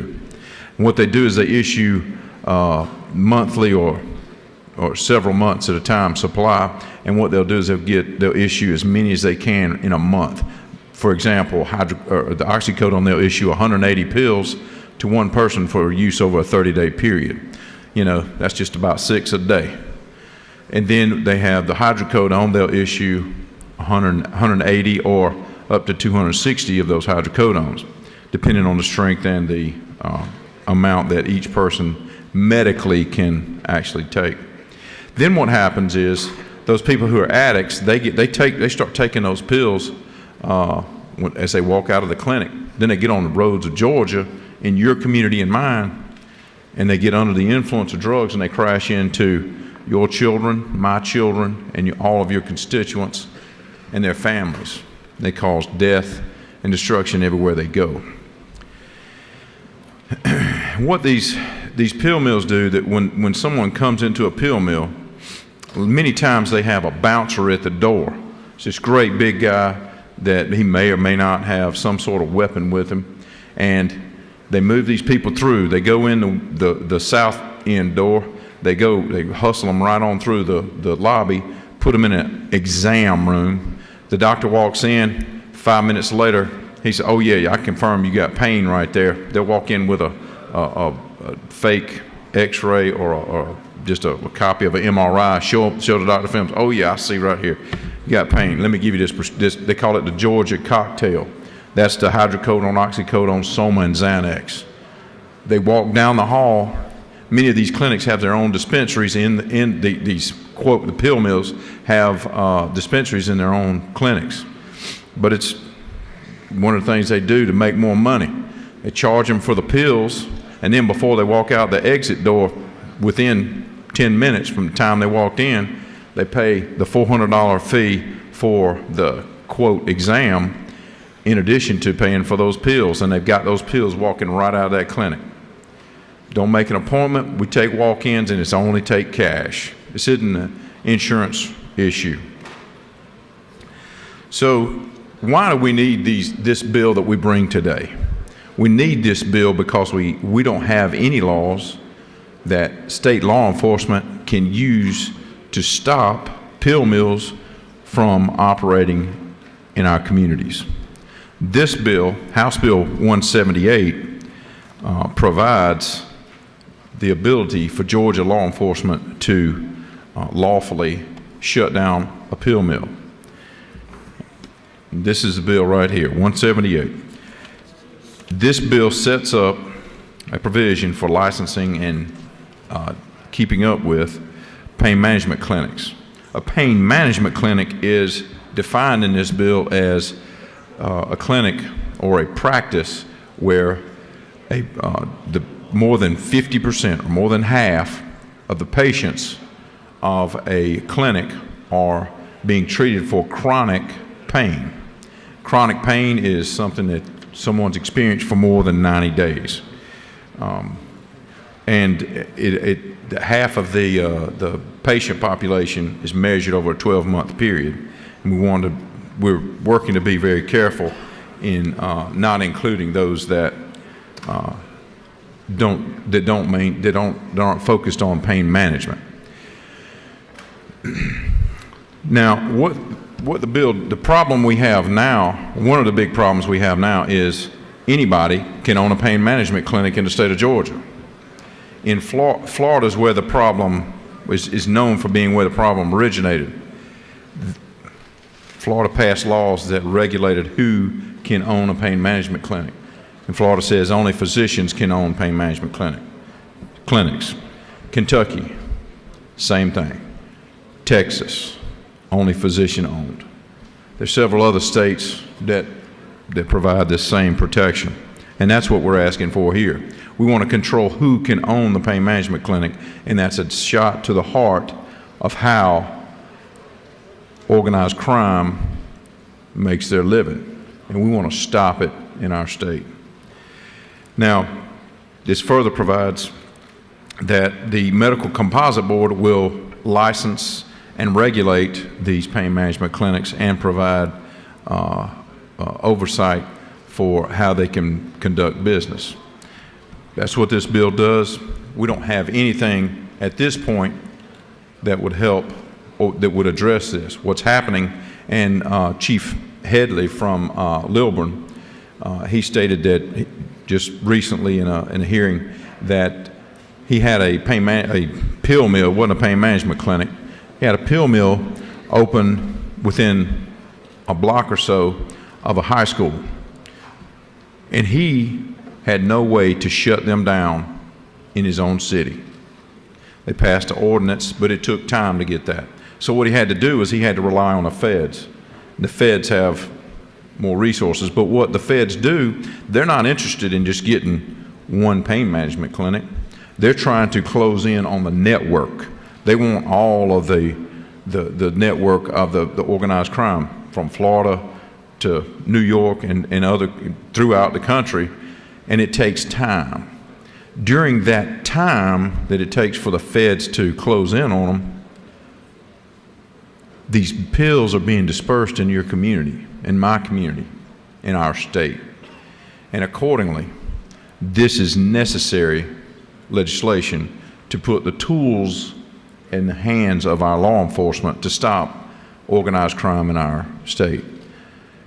And accordingly, I'm asking for your favorable consideration and a yes vote on House Bill 178. If there are any questions, Mr. Speaker? You do have questions. Do you yield? Yes, sir, I yield. Chairman Roberts heard you mention pain, and so he hit his button. He has a question if you care to yield. I will yield. Chair recognizes Chairman Roberts for a question. Thank you, Mr. Speaker. Does the gentleman yield? Sure, I will yield. On line 131, what is the reason behind that these pain management clinics can only be owned by a physician? In other words, are we saying that a private company who hires physicians cannot own one of them? I mean, is that what I understand here? You're correct. The rationale, the reason behind requiring that only physicians can own pain management clinics is because we have to control the person who must be there in order for health care to go forward. Doctors are the ones that invest 8 to 10 or more years of their lives in getting their education. They invest their money, they invest their life into obtaining the education necessary to get a license to practice medicine. Those are the ones that the physicians are the ones that have the most invested and the most to lose, and accordingly, when we control who owns them, we believe that most of the time you're going to have physicians who are interested in providing health care, to good and positive health care, not just dealing drugs like pill mills do. Further yield? Further yield. Question. I mean, and I understand that. I understand about, that we have, doctors and how much they spend. I got a brother-in-law that's a doctor. But, I mean, even there are local, in our communities, doctor offices that are owned by private groups that employ physicians, and now we're saying that with these pain management clinics that those private entities that may employ a physician can't operate in the state. I mean, I'm just wanting to make sure I'm correct. That's only for pain. You're correct. That's only for pain management clinics. And if you'll refer to line 127, it says on or after July 1st, 2013, all pain management clinics shall be licensed by the board and shall biennially renew their license. Okay. This law acts prospectively only, and it does not affect those who own pain management clinics now. They can continue to own, but they have to comply with the license requirements and reporting requirements in this bill. Okay, thank you. Thank you for your question. You have a lot of questions left. Do you yield? I'll further yield, Mr. Speaker. Okay, Chair recognizes Chairman Martin to your right for a question. Chairman Weldon, you yield? I will yield. My question is along the same lines as Chairman Roberts on 131. I'm still trying to understand why one has to be a doctor to be an upstanding person that would run a clinic in the right way. I understand it's not true that you want a doctor on site, but can you tell me why the equity ownership has to be by a licensed physician rather than just requiring a physician to be on site and operating the clinic? Well, we have to have someone who has something to lose and has skin in the game, so to speak. And we feel like doctors are the ones that have the most to lose. And accordingly, they have to answer to the medical composite board in order to maintain their license. That's the licensing arm of the government. And accordingly, those are the ones that have the most to lose, and those are the ones that have the most invested. Other healthcare professionals take their orders and they have protocols, and it's necessary to have a physician involved in order for them to have employment in that situation anyway. Now, don't get me wrong, there are plenty of upstanding citizens of the state of Georgia that are not physicians, you being one of them. The problem we have here is we have to control who owns it. Now anyone can own it. If you're letting the genie out of the bottle once you allow other folks to be involved in that. If we have a corporation that has a shareholder, and that shareholder is the manager of a pill mill site, let's say you have a good doctor that comes in there, but that manager is paid only on generally they're only paid once they increase profits. The problem we have with that is unfettered, or that you have the profit incentive that pushes doctors to do things, and they may be standing over the doctor, browbeating the doctor into prescribing more, but seeing more patients. To see more patients, that means they have to cut down on the time that they spend with each patient. And accordingly, that's the problem, and we don't want to see anyone other than healthcare professionals who have invested, physicians who have invested of themselves and their life and their money and time in order to obtain this license. Gentleman, further yield. I will.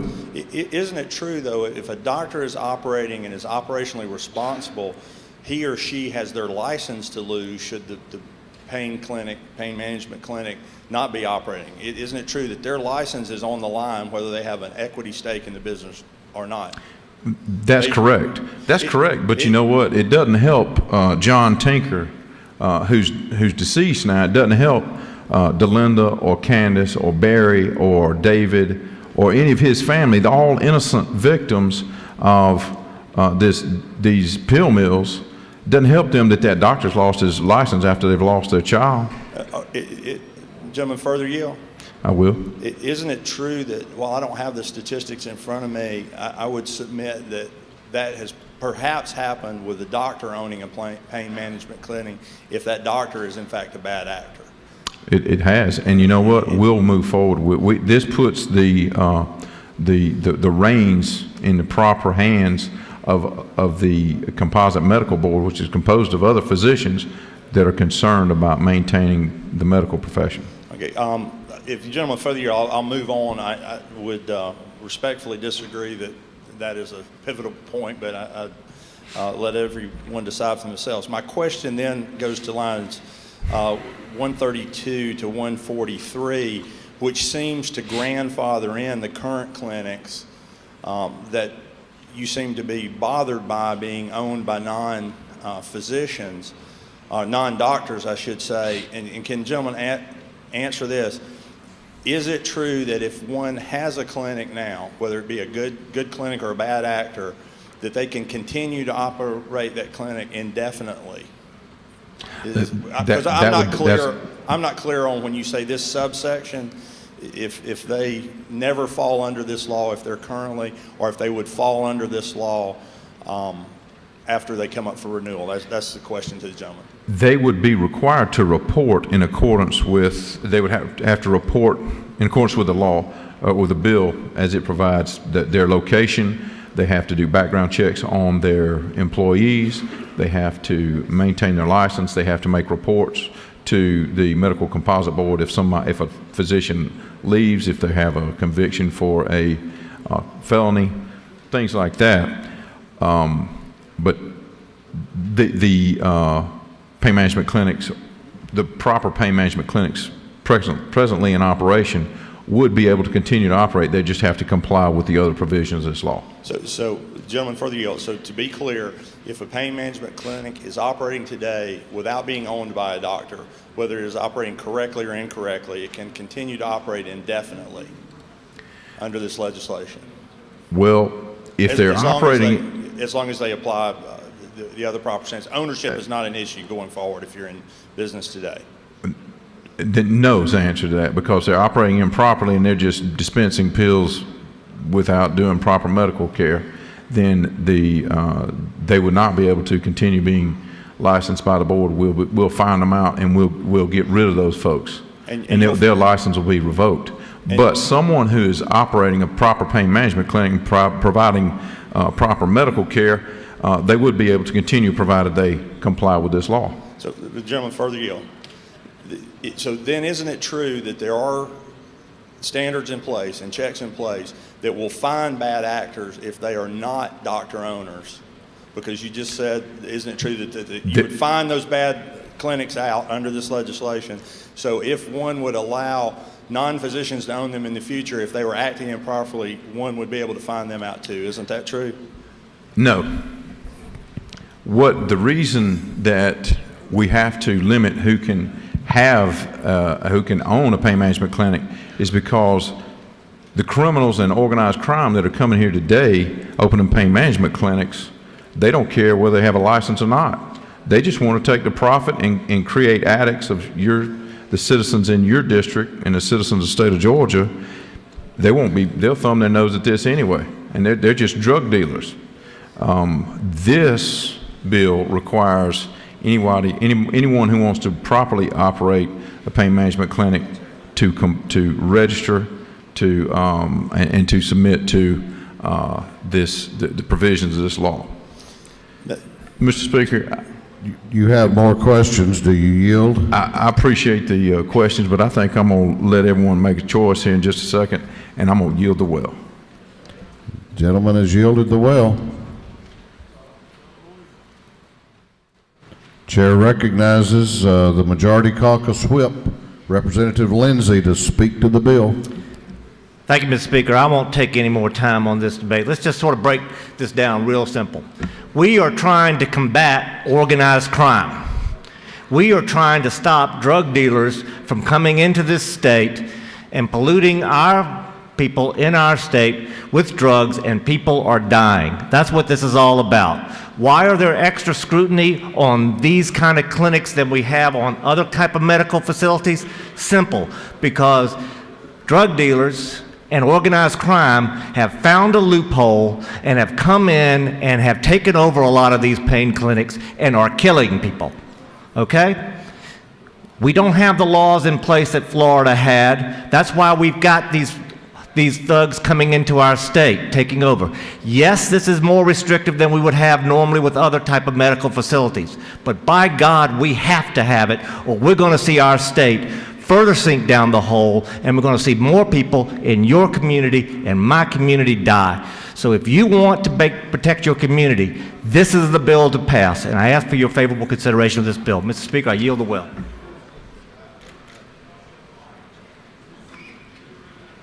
You had questions, gentleman, and has yielded the well.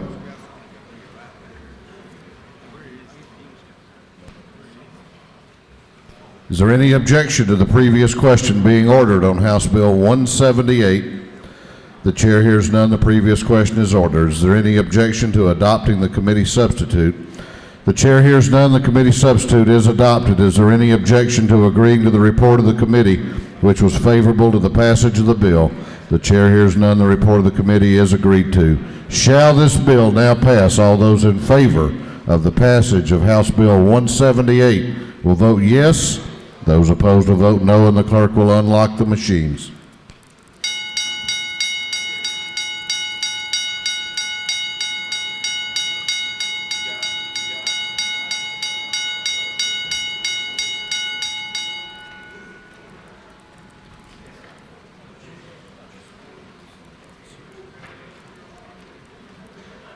Have all members voted? Have all members voted? If so, the clerk will lock the machines on the passage of House Bill 178. The ayes are 150, the nays are 15. This bill, having received the requisite constitutional majority, is therefore passed. The clerk will read the caption to House Bill 209. House Bill 209. House Bill 209 by Representative Watson, 166. The bill will be entitled Act Amendment Title 26, relating to general provisions regarding pharmacists, so as to revise the definition of security paper, to revise requirements relating to the use of security paper and for related matters. Bill has been before the House Committee, Health and Human Services. The committee recommends the bill to pass. The bill is being read today for the third time. Chair recognizes Representative Watson to present the bill. Representative Watson. Thank you, Mr. Speaker. I'm here for House Bill 209. This is a cleanup bill relating to legislation that we passed 3 years ago. The prescription pad that we required from the state of Georgia required several things, including numbers, sequential order, security paper, the seal of Georgia. It was significantly onerous upon physicians and practices. Since then, the Centers for Medicaid and Medicare have come out with security paper also that is used throughout the United States. This basically just allows the usage of the Georgia paper, in which in particular in my practice, I will use up the paper that we have now and then convert over to the paper, the security paper by CMS. It allows either one of this, so we can use the Georgia paper or the security paper by CMS. All the pharmacists in the House did sign on to this. The Pharmacy Board is backing this, and I would ask for your favorable consideration, and I'll be happy to entertain questions. You have no questions. Well, then I yield the well. Thank you. Gentleman has yielded the well.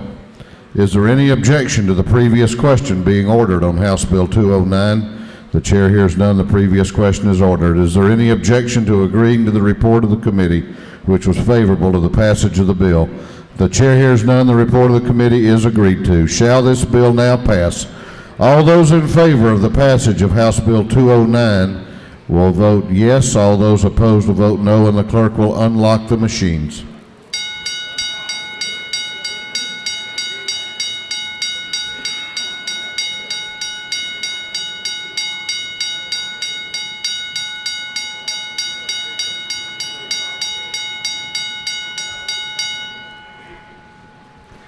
Have all members voted? Have all members voted?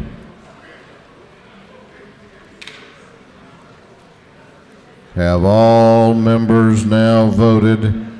If so, the clerk will lock the machines on the passage of House Bill 209. The ayes are 165, the nays are 0. This bill, having received the requisite constitutional majority, is therefore passed. Clerk will read the caption to House Bill 122. House Bill 122. House Bill 122 by Representative Tanner of the 9th.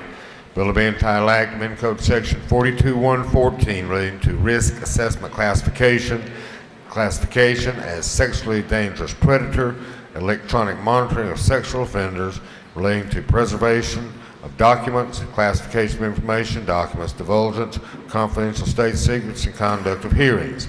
In Code Section 3534 relating to powers and duties of the Georgia Bureau of Investigation, authorize the Sexual Offender Registration Review Board to review and utilize records of the Board of Pardon and Paroles and making its assessments to maintain confidentiality of records of the Board of Pardons and Paroles.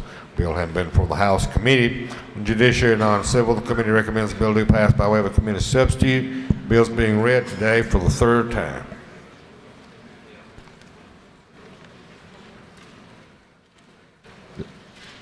Anybody know this guy up here?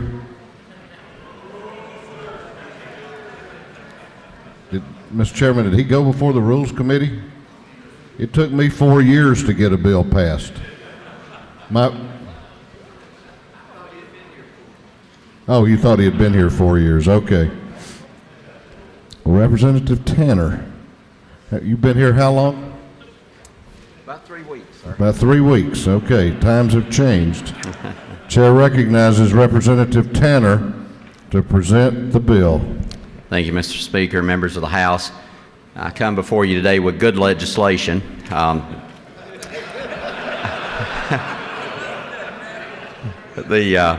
I think it's important that I do give you a little background on the Sexual Offender Registration Review Board so you understand the legislation I bring before you.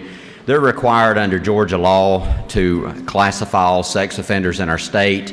They do that in one of 3 levels of classification. Level 1 is the lowest level of classification. They have a propensity to reoffend 5.4 to 14% of the time, and 60% of our sex offenders in the state are in this classification. Level 2 is classified between a 14.2 and a 20.3% risk of reoffending, and 34% of our offenders in the state currently are classified as a level 2. And then we have level 3, the strictest level that we have in the state. These are the sexual dangerous predators, 12.8% to 65.8% chance of reoffending, and only 6% of our offenders currently are in that level of classification. When do we classify these offenders? There's basically 3 times this occurs in the state of Georgia. The first is a person is sentenced in Superior Court to one of the charges that require classification. The clerk of court notifies the Sex Offender Review Board. Prior to the person being released, the board is also notified. And then the third time is when someone from a different state moves into the state of Georgia who's a sex offender. And we have about 50 to 100 of those that occur every year in the state. The offender, after they're classified, is notified of the level that they've received. If they receive anything other than a level 1, they have the opportunity to appeal that decision. The reason for that is a level 1, they have the ability at some point to come off the registry. The right to appeal is to the board and then the Superior Court. The Sex Offender Review Board uses various tools to make their determination, and they gather information. This comes from the offender themselves, it comes from the Board of Corrections, it comes from probation, and it can come from a polygraph if the offender subjects himself or herself to that, and then other sources. They currently use two static models, Static 2 and Static 99, which is the tool that they use to classify the offenders. There was a major change in this area of the law in 2006 that our now Speaker Ralston was heavily involved in this, and I believe may have carried that legislation. And then last year, in April of last year, a new law passed that moved the investigators to the GBI to allow more flexibility to gather information. What brings us here today, though, as a problem is the fact that the parole board has a lot of information that they gather on these offenders, but under current law, the Sex Offender Review Board does not have access to those records. In 2012, the Department of Audits released a report that shown this as a serious error and the fact that this needed to be corrected.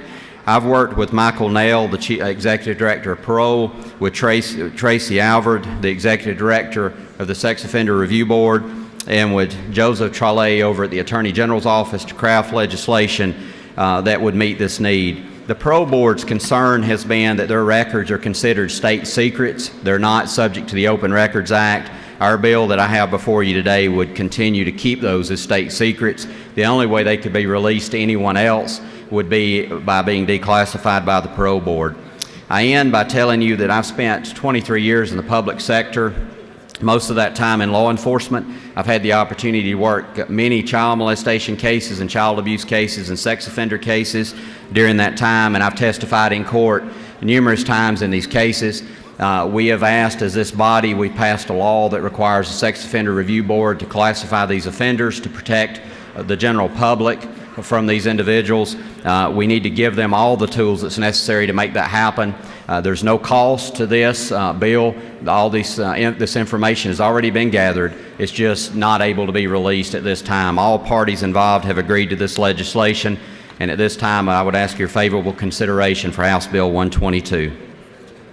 Mr. Speaker, I know I'm going to have questions, so I stand for questions. Well, you're right, you do.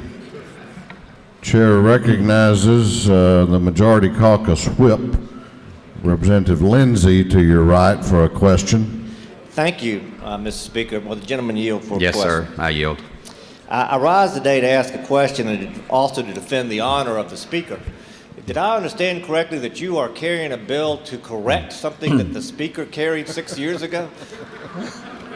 No, sir. I would not. I would not do that unless it needed to be corrected. But the Speaker. The gentleman has yielded the well. But let me further say the Speaker was actually my representative at the time, and I appreciated my representative carrying that legislation, and I'm just trying to follow in those great footsteps. There you go. Welcome to the House. Thank you. Chair recognizes the Chairman of the Rules Committee. It's a little late to undo what you've done, but Chairman Meadows, to your right for a question. Does the gentleman yield? Yes, sir, I do. Yield? Yes, sir. What part of short didn't you understand? In and out. We wouldn't know you weren't here. Sir, in the Rules Committee, I was extremely short. Don't come back. Chair recognizes your neighbor, Chairman Hamilton, to your right for a question. Thank you, Mr. Speaker. Will the gentleman yield? Unfortunately, I will. To my fine delegation member, I appreciate the fact that on day 20, You have a bill before the floor as a freshman after going through Judy non-civil, and that you didn't learn to speak a little bit faster. But I do have a question here. On line 86, can you tell me which laws and parts of laws that are in conflict with this that shall be repealed? Mr. Chairman, as a co-signer on this bill, I know that you recognize that that language is standard in all of our bills that we present in the House. Thank you. Thank you.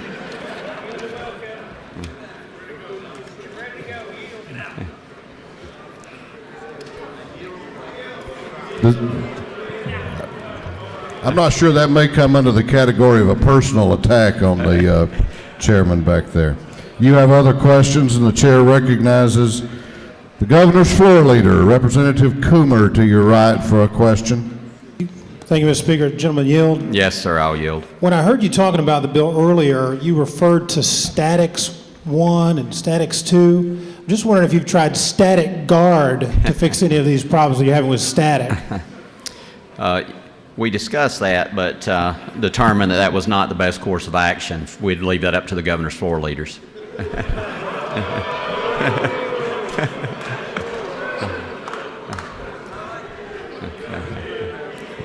Well, you've got another chairman wanting to ask a question, and then it's another neighbor of yours. So I'll answer one more question. Yeah, I think you better. It's Chairman Rogers to your right. To the gentleman as well, will you yield? Yes, sir, I'll yield. Isn't it true that you're a retired county manager? Well, I'm a former county manager, yes, sir. Will you further yield? Yes, sir. Can you tell me how many level 1, level 2 sex offenders you have in the district you represent? You know, I don't know that, but we can always get the executive director to answer that question for you after the session. I believe she's in the gallery, and she is an expert in this area and has that information readily available. Will you further yield? Yes, sir. Will there be more in Dawson County than Lumpkin County, or more in Forsyth County than Lumpkin County, or more in Dawson County than Lumpkin County? Hall County. Hall County. Mr. Speaker, I will ask for favorable consideration on House Bill 122, and I'll yield the well.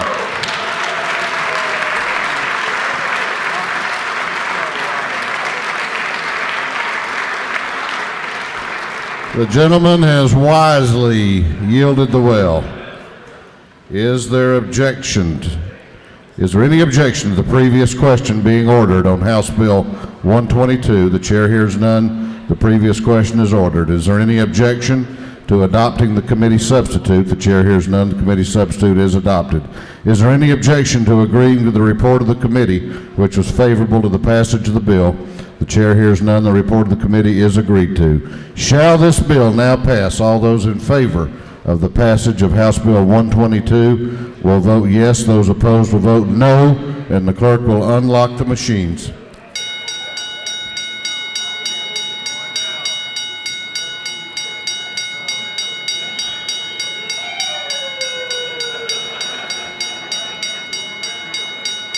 Have all members voted? If so, have all members voted? Have all members voted? Have all members now voted? If so, the clerk will lock the machine on the passage of House Bill 122. The ayes are 165, the nays are 0. This bill, having received the requisite constitutional majority, is therefore passed.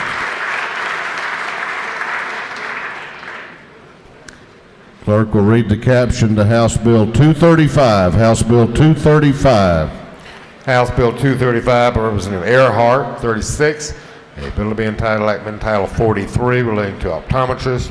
Revise the definition of optometry to remove the exemption for continuing education requirements for persons practicing optometry who are 65 years of age or older. This bill having been through the House Committee on Insurance. The committee recommends the bill to be passed by committee substitute. The bill is being read today for the third time. Chair recognizes Chairman Earhart to present the bill. Chairman Earhart. Thank you, Mr. Speaker. Ladies and gentlemen, I appreciate the opportunity to come here and present House Bill 235, which received a unanimous recommendation from the Insurance Committee and from the Rules Committee. Let me first state that I have dealt with scope issues.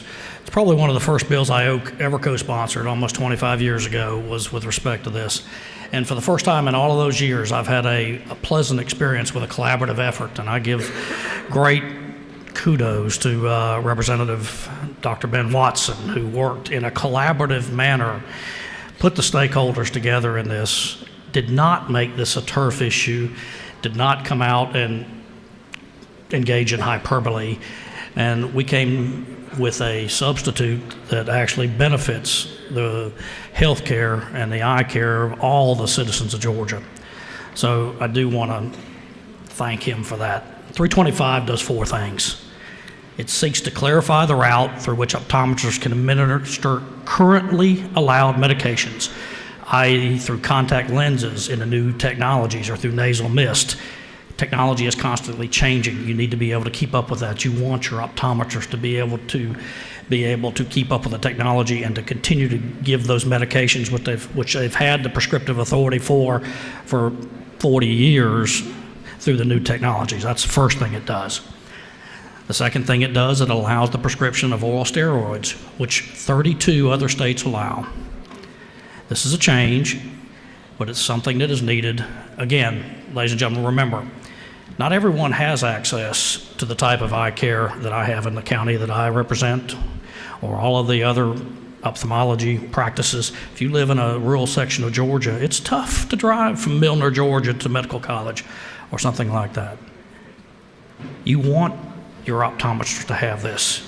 Let me say anecdotally that in all the years that these prescriptive authorities have been available to the optometrists in the state of Georgia, not once has there ever been any litigation, any lawsuits filed against these individuals. Now, you may hear from some who don't like those that are always fighting these turf battles. Ironically, they can't say the same.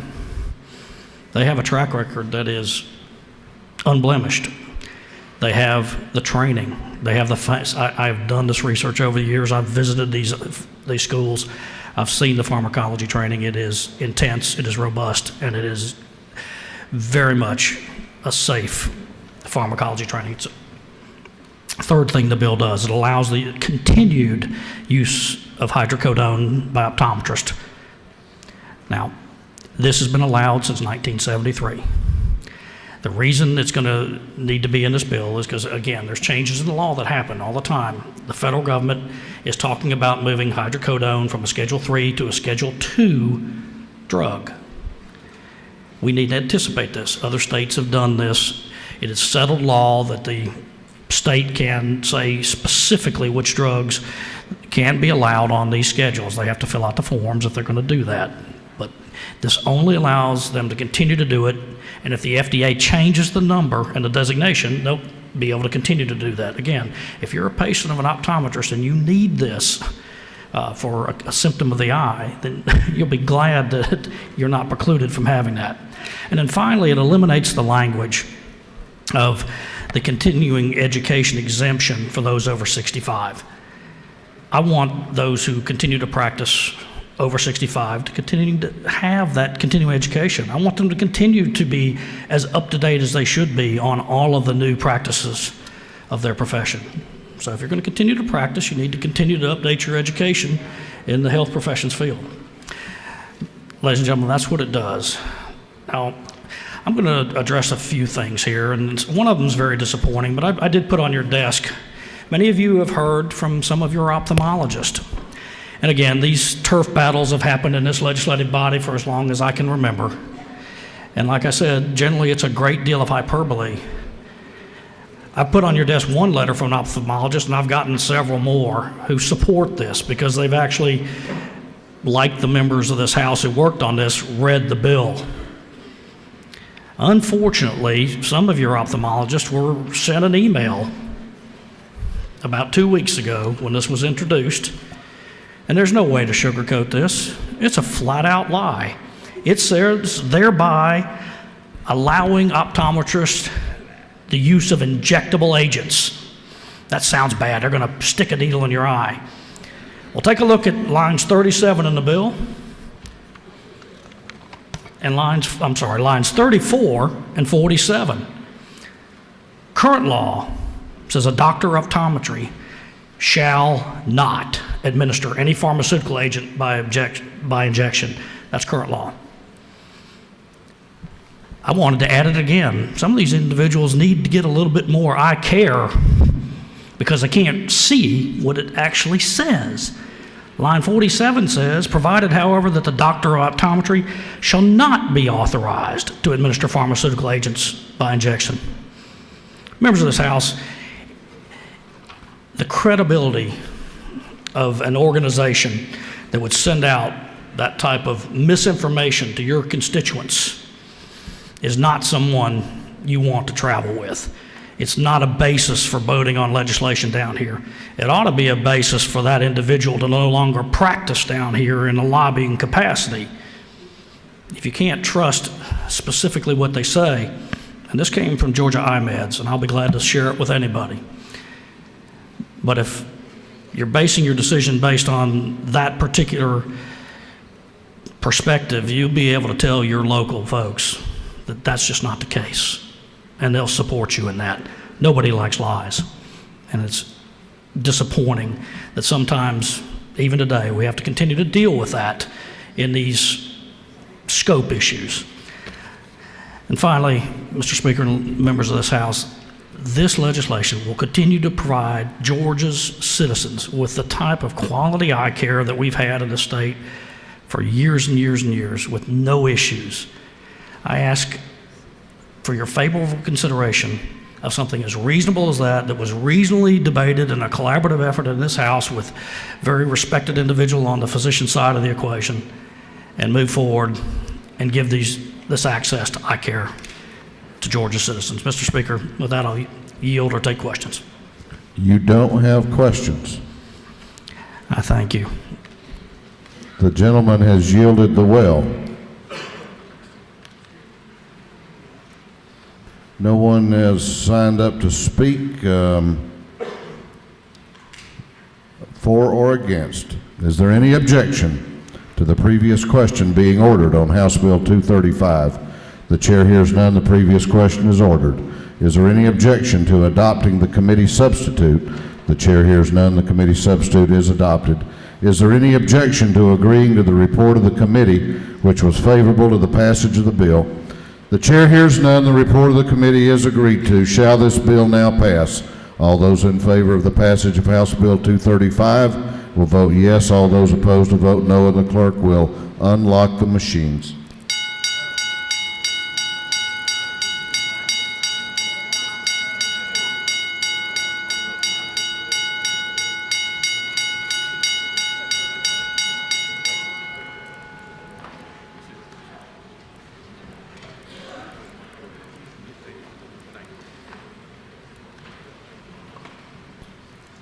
Have all members voted? Have all members voted? Have all members now voted? If so, the clerk will lock the machines on the passage of House Bill 235. The ayes are 161, the nays are 2. This bill, having received the requisite constitutional majority, is therefore passed. Clerk will read the caption to a group of privileged resolutions. The clerk will read. These first 5 resolutions are invitation resolutions being read for the first time today, being referred to the Committee on Rules. The resolution representing Glanton of 75th, recognizing and commending Chairman Eldrin Bell, inviting him to appear before the House of Representatives. Resolution representing Chandler of 105th, recognizing and commending unique contribution, professional school counselors within our school systems, inviting Barbara Strickland, President of Georgia School Counselor Association, and others to be recognized by the House of Representatives. Resolution representing Fleming, 121st, recognizing February 17th, 23rd, 2013, Georgia Court Reporting Captioning Week at the Capitol, inviting the Georgia Shorthand Reporters Association to appear before the House of Representatives. resolution by Representative Taylor to 79, commending Director General Anna Cow for her significant contributions, inviting her to be recognized by the House, and a resolution by Representative Jackson of the 128, recognizing contributions, members of the clergy of Georgia, recognizing Monday, February 20, 2013's 12th Annual Clergy Day at the Capitol, inviting members of the clergy to be recognized by the House of Representatives. Those invitation resolutions being read for the first time referred to Committee on Rules. Following resolutions are privileged resolutions being read for the first time today for adoption. Resolution by Representative Jackson, 128, recognizing and commending Chuck Hancock.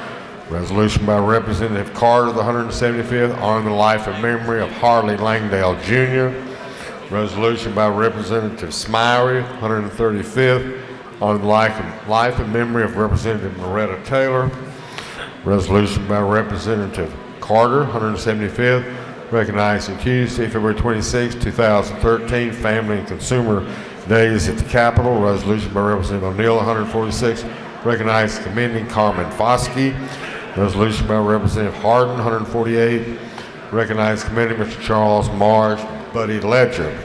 A resolution by Representative Holt, 112, recognizing February 25, 2013, Georgia Academy of Audiology Day at the State Capitol. A resolution by Representative Carson, 46, celebrating the birth of Presley Carolyn Couch. A resolution by Representative Smyrie, the 135th, on life and memory of Billy Brescia. Resolution by Representative O'Neill, the 146, recognizing and commending family, career, community leaders of America. Resolution by Representative Allison, the 8th, commending the Towns County High School girls cross-country team for their significant achievements. Resolution by Representative Allison, the 8th, commending the Blairsville Scottish Festival Highland Games. Resolution by Representative Willard of the 51st, congratulating David Resnick. Resolution by Representative Chandler, 105th, recognizing March 14th, 2013's Pi Day at the Capitol. Resolution by Representative Willard of the 51st, recognizing and commending the Centennial High School Model United Nations team on its national state achievements. Resolution by Representative Kendrick, 93rd, on the life and memory of Mr. Willie Mitchell Anderson. Resolution by Representative Douglas, 78th, on the life and memory of Officer Elgin LaVarn Daniel. Resolution by Representative Epps, 144th, recognizing and commending family, career, community leaders of America. And there's a group of resolutions by Representative Rogers of the 29th on the life and memory of Mr. Brian Christopher Mance and other individuals upon their departure from this earth, on their life and memory through the privileged resolutions. Is there any objection to the adoption of the privileged resolutions? Chair hears none. The resolutions are adopted. If you signed up for an announcement, please get in line down at the front.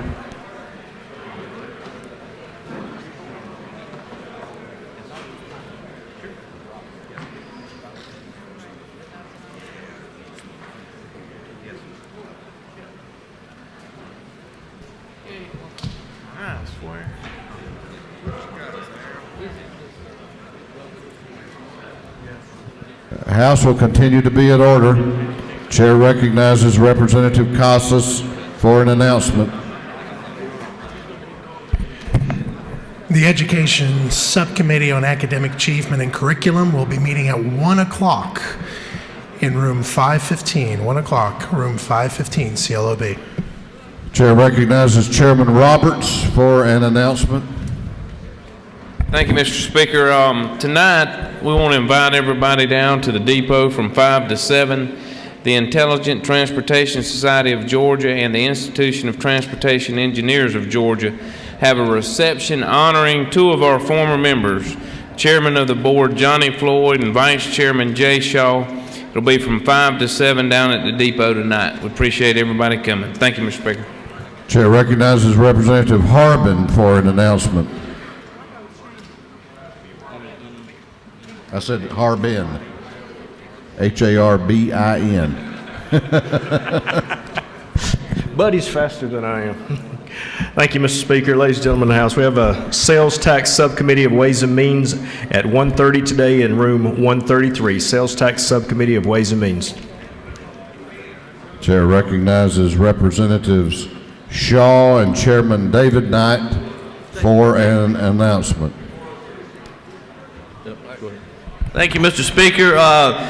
Immediately upon adjournment, we're going to walk across the street. Rural Caucus is meeting at 201 in the Department of Ag building, and we're meeting along with the Sportsman's Caucus. We're going to have some good food. You can look at Chairman Knight and I and tell we like to eat good, so just follow us if you want to eat good. And remind everyone that Congressman Lindsey Thomas is going to be speaking to us today, a great Georgian, great sportsman, so please come out and hear him. Okay. What are we going to have? Good food.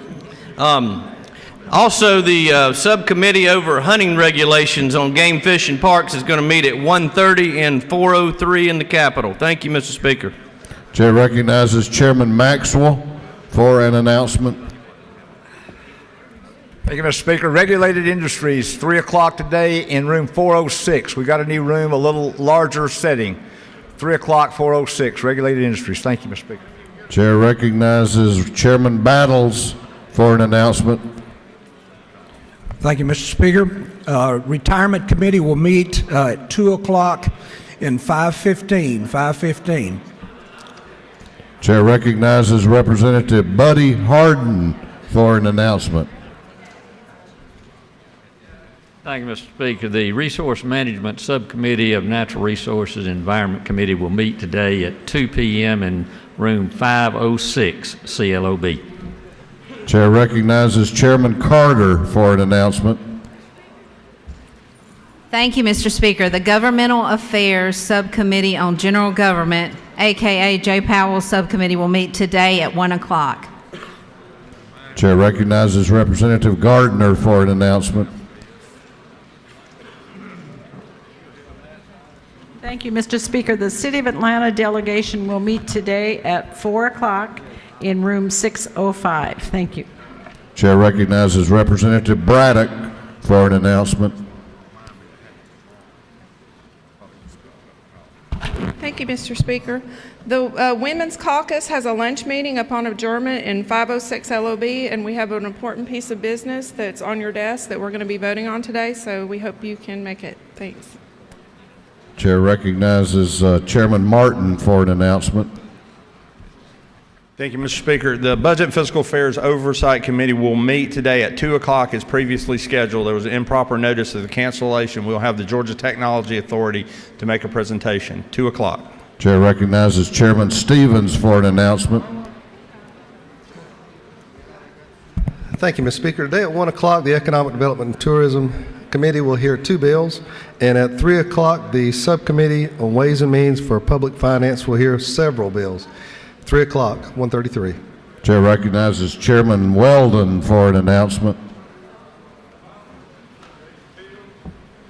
Thank you, Mr. Speaker. There will be a the Welch Subcommittee meeting of the Juvenile Justice Committee will meet at 4 o'clock today, and immediately following the adjournment of the Welch Subcommittee, there will be a full committee hearing of the Juvenile Justice Committee. Thank you. Chair recognizes Chairman Pruitt for an announcement.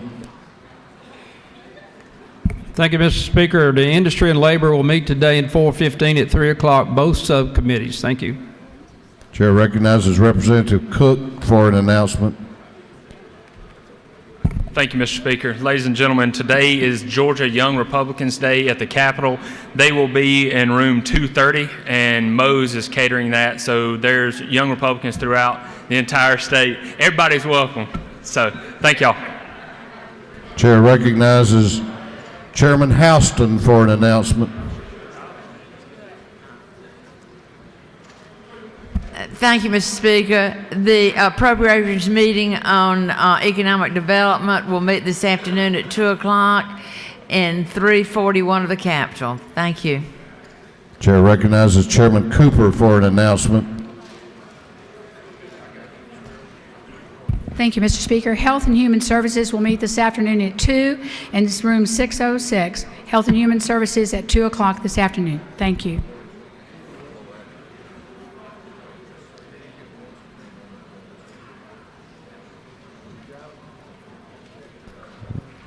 That completes our announcements, but not our business, because we need to wish birthday greetings today to Representative Tom Taylor. Happy birthday, Representative Taylor.